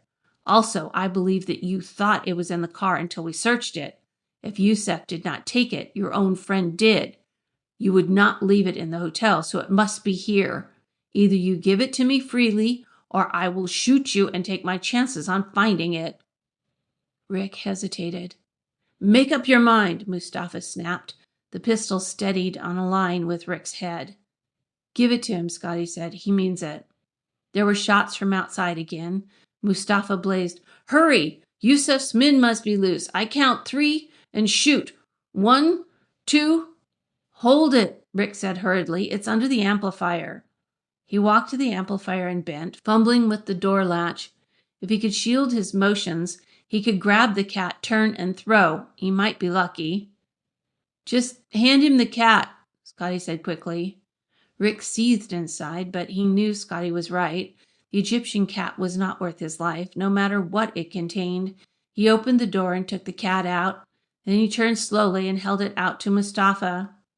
"You're being wise," Mustafa said. His eyes gleamed. He reached for the cat. Rick handed it to him. "Drop!" a voice yelled. Rick and Scotty dove to the floor on the instant. Mustafa whirled, gun lifted to shoot, and saw no one. "The building is surrounded by police officers," the voice said. "Just drop your gun." The voice came from outside the doorway, and it belonged to Ismail Ben Adam. Mustafa yelled desperately, "Don't try anything or I'll shoot the Americans." He faced the empty doorway, ready. Ben's voice said, "If you will turn slowly, you will see a shotgun barrel pointed at you through the window. If you turn rapidly, it fires. And as you turn, another shotgun will come through the doorway to cover you. You're all done, Kemal. Better drop it. I want you alive." Third brother turned, slowly and carefully. Rick looked up and saw the shotgun barrel, as Ben had promised. He saw Ben step through the doorway, a riot gun in his hands. Mustafa's Luger dropped to the floor. Chapter 19. The Cat's Secret. The tape machines ran unnoticed except for an occasional glance from Rick and Scotty. All through the fight, the signals had continued with no one paying any attention. Rick hoped that if they came from intelligent beings, they were of the kind that didn't get involved in gang fights. Next to him, bandages around one thigh, Yusuf sat, his hands handcuffed together in his lap. Mustafa, unharmed but helpless, was handcuffed in another chair. From outside, the wail of ambulances announced that the wounded were being carried off, the police driver among them. He'd been knocked out by a chest shot, but Ben assured the boys that there were superb surgeons in Cairo who would take good care of him. The inspector sat on a chair facing the others, the Egyptian cat in his hand. "Now that things are quiet again," he said, "I think we might talk a little. I promised our 2 American guests that they would find out the secret of this little beast, and now is as good a time as any." "I can get a saw to open it with," Rick offered eagerly. Ben grinned. "Patience, Rick. First, we must paint a background so that we may see the whole picture. Where shall we begin? With Mustafa?" Camel Mustafa maintained a sullen silence. No cooperation. "Then I shall begin. Boys, I regret to inform you that Mr. Kemal Mustafa is a member of a conspiracy to overthrow the United Arab Republic government." Rick and Scotty turned to look at the mustached man. He sat impassively. "His brothers are also in this conspiracy. He told you they were in Beirut, but he was not truthful. They are in jail, here in Cairo, awaiting trial. We picked up Ali the day you arrived. We did not get Fayod until an hour before you visited him. The local people were nervous over the arrest. Many in that neighborhood support the Mustafas." Kemal Mustafa spoke. "I'm not in it. You can't prove that I am." Ben nodded. "Proof may be difficult, which is why you were allowed to remain at large while we collected your brothers. But meanwhile, we have you on a charge of armed robbery, since you used a pistol to get the cat from our American friends a few minutes ago." He turned to the boys. "Talk of overthrowing a government probably sounds strange to you. It's been many years since the American government was in any danger of revolt." "We don't understand some of the foreign revolutions," Rick agreed, "but I suppose when a group isn't satisfied, it's apt to plot a revolution if there seems to be a chance of success." "That's right," Ben agreed. "Our country is much older than yours historically, but actually it's much younger. The Republic is pretty new. Some of our dissatisfied citizens still think it's more efficient to make changes with bullets instead of ballots."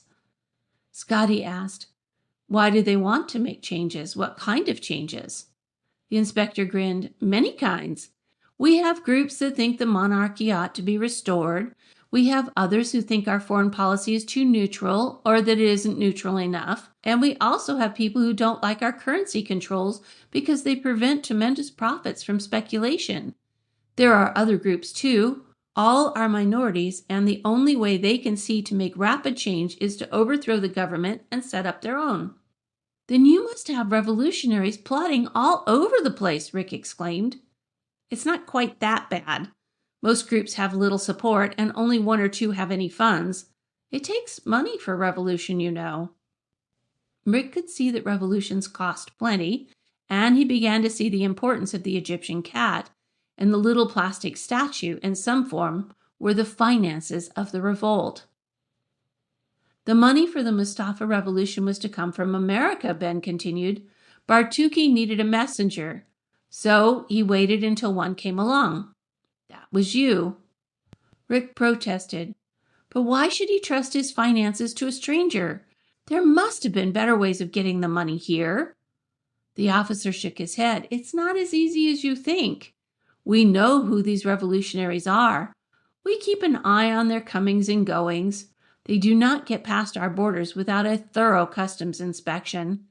Now, ask yourself, who can get past customs with no difficulty? Officials of governments, scientific groups who come in at our invitation, and tourists." "Why didn't he use someone disguised as a tourist?" Scotty asked. "That probably would have been his method, except that you stumbled into things and the chance was too good to miss. Also, you did not declare the cat on your customs statement. We would have been interested in an Egyptian cat coming the wrong way." I didn't know I was supposed to declare it, Rick said. It just never occurred to me. Ben glared. Technically, you have broken our laws. He relented and grinned. But if you will promise to import no more Egyptian cats. I promise, swear, and affirm, Rick said hastily. Good. To continue, we took Ali Mustafa into custody, but not before a phone call reached him from New York. His chief clerk listened to this call and sold the information to Youssef. The clerk also agreed for a share of the profits to pretend to be Ali, and he enlisted the help of the other clerks. We know this from the clerk. He talked freely in the hope of leniency. Ben turned to Youssef. Do you know what is in the cat? The thief shook his head. Only that it is of great value. I bought the clerk's information and help because I knew that it was the Mustafas who stole the necklace from the museum. I believe the necklace is in the cat. Rick stared. The Kefren necklace worth $250,000? Great ghostly pyramids. This was big business. The necklace was smuggled out of the country, Ben agreed. We are certain of that. But I do not believe it is in the cat. Open it, Rick begged. The inspector held up his hand. Presently. Aren't you enjoying this suspense? It's killing us, Scotty wailed.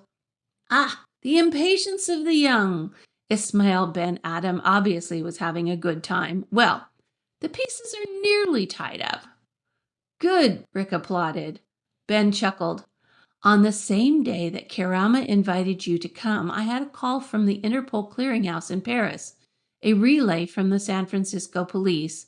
A wealthy collector of early Egyptian objects in San Francisco had been bragging that he had just purchased a genuine necklace that had belonged to one of the early pharaohs. We requested the Americans to investigate. That explained the Californian who talked too much, Rick thought. He had known the purchase was illegal, but, like many collectors, could not resist letting a few friends in on his secret, and the secret had leaked to the police. This collector had paid for the necklace with a certified check, which was cashed by an American accomplice. Ben paused for an effect. The amount was $200,000 cash. He got his effect. All four of his listeners gasped in amazement. Even Mustafa didn't know the exact amount, Rick thought. The money was in $1,000 bills. I have the serial numbers. Rick spoke up. But, Ben, numbered bills are like a flag. No one can spend them without getting caught. That is true, Rick, when something illegal is involved. Had the collector kept his mouth shut, no one would have known any illegality was involved in the transaction. But you can't use American money in Cairo, Scotty objected. It has to be changed. Right, Scotty. The problem was this. The revolutionaries could not convert their dollars to Egyptian pounds in America. It would have attracted too much attention because only a few banks and finance houses can handle such amounts, and then only in cooperation with the government. Their best bet was to get the dollars into Arab countries. We can watch international traffic, but local traffic among the Arab nations is hard to control. They would have sent the dollars to another country to be changed. An Arab country? Rick asked. Probably. The borders between the Republic and its neighbors are desert, impossible to patrol. The dollars could have been sent, then gradually converted into Egyptian currency. Dollars sell readily in this part of the world, and sometimes not too many questions are asked. I get the picture, Rick stated. The Mustafas stole the necklace and smuggled it to America. Bartuki sold it to the collector through an American helper. Then he had the money sealed in the cat. He handed it to me because my sister gave him an opening and I fell into it. Meanwhile, you put Ali in jail, then Fayud. Yosef got into the act through the clerk. So then we had Kemal, Mustafa, and Yosef on our trail. Why didn't you put Kemal in jail too? And how about Bartuki? We had no evidence that would stand up in court against Kemal, although we were convinced he was in the act with his brothers. That's why I waited until he tried to take the cat by force. Rick exploded. You used us and the cat for bait? It worked, Ben pointed out mildly. We got both Yusef and Mustafa, although the trap was only for Kemal. And you were never in any real danger except for a stray bullet. I've been in the unfinished barracks with my men since noontime. The senior scientists knew it. That's why they were willing to leave you alone. 2 of my men mingled with Yusef's gang as soon as they arrived and weren't detected. Any sign of real danger to you, and they'd have bailed you out fast. But we were holding off because I had a radio message that Kemal was on his way with a gang of his own. You certainly had things taped, Scotty said admiringly. I guess we ought to be mad, but you'd have an equal right to get mad at us because we tried to go it alone. We'll call it square, Ben agreed. About Bartuki, we needed the evidence of the cat and a statement from you that he handed it to you. That was the only sure way of tying him in. Tonight we'll send a message via Interpol to the New York police. So far, everything had been circumstantial evidence. Rick wanted to see if their guesses were correct. Open the cat, he begged. Get the saw, Ben said. Rick jumped to his feet. There was a tool chest in the closet. He brought it to the inspector. Ben handed the cat to him. Saw away. Scotty held the cat firmly on a chair while Rick wielded the saw. Plastic sawdust flew out from under the blade. Rick felt the blade hit metal and stopped. Hit something, he said excitedly. Metal, but soft, like lead? Scotty groaned. Do you suppose Bartuki was telling the truth? We'll know soon enough. Rick moved the saw blade to a different angle and began cutting around the cat, changing angles each time he hit the material on the inside. Before long, the Egyptian cat had a cut around its middle, and Rick pulled the saw away. There were a hammer and screwdriver in the toolbox. He inserted the tip of the screwdriver into the saw cut and tapped the handle with the hammer. The cat split open. Scotty let out a yell of triumph. In the bottom half was a square of lead, and it was clearly a box, not a solid lump. Hurry! Rick pleaded. Scotty took the screwdriver and pried. The lead box yielded reluctantly. There wasn't a sound in the control room except for the impulses from the tape recorder, which ran on unnoticed. Scotty pried gingerly, and the lead box came loose and dropped to the floor. Rick scooped it up and turned it in his hands, looking for the opening. He found only a thin seam of solder around one flat side. Have to cut it open, Rick said. Using his jackknife, he scored the bead of solder. It cut easily. He scored it again, deeper, and felt the knife blade penetrate. He turned the box and did the same to both ends. Face flushed with excitement, he took the screwdriver, thrust it under the lid, and bent it upward. The box opened. It contained a solid wad of bills. Rick touched the top one, still a little unbelieving. The figure on it was 1,000. He turned the box over and tapped it. The bills dropped out. He didn't doubt there were 200 of them. $200,000. Rick looked at the expressions on the faces around him. Scotty was standing with open-mouthed excitement. Yusef was leaning forward, feasting on the wealth with greedy eyes. Mustafa was slumped in resignation. And Ismail Ben Adam had the look of a cat that swallowed the cream. Now, Rick said triumphantly, now we know why the cat was important. Chapter 20. The signal vanishes. Rick studied the Sanborn tracing. He could see where the pulsed signals gradually disappeared into a much stronger, steady 21-centimeter signal. We lost it at 4:02 yesterday, Winston said. It hasn't reappeared. Apparently, the signal source moved into or behind a globular cluster. Rick's brows knit. That's more evidence that it was moving contrary to normal direction. It is, Dr. Kariyama agreed. What's more, the calculated velocity was simply incredible. The only velocities we know of that approximate it are those of galaxies at the very limit of our instruments. Rick said what was on his mind. It was a spaceship. What else could travel across normal star directions giving out signals? He grinned sheepishly. It wasn't strictly proper to blurt out his own theories. The possibility has occurred to us, Karama said slowly. It is certainly the most appealing explanation, and it is natural that it should come to your mind, Rick. But it is not the only possible solution. Winston agreed. There are others that are difficult to explain, unless you have a good background in astrophysics, Rick. Scotty said, I'm sure you have lots of theories, but honestly, what do you really think? The scientist glanced at his Egyptian colleagues. Farid urged, Tell him what we talked about last night. It may not be subject to any real proof, but I think the boys have a right to know what we've concluded. All right, Winston nodded.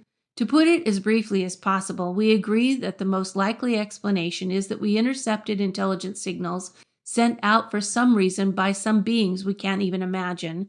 For one thing, the space object is so small we can't even give it a dimension. Neither can the other telescopes. Mount Palomar can see nothing. A spaceship, Rick said soberly. The implications of it were tremendous. It's as good a name as any. And now, boys, let's start folding up our part of the operation. We have reservations on tomorrow's flight. That'll put us in New York just about supper time. We hate to leave, Scotty told the Egyptian scientist.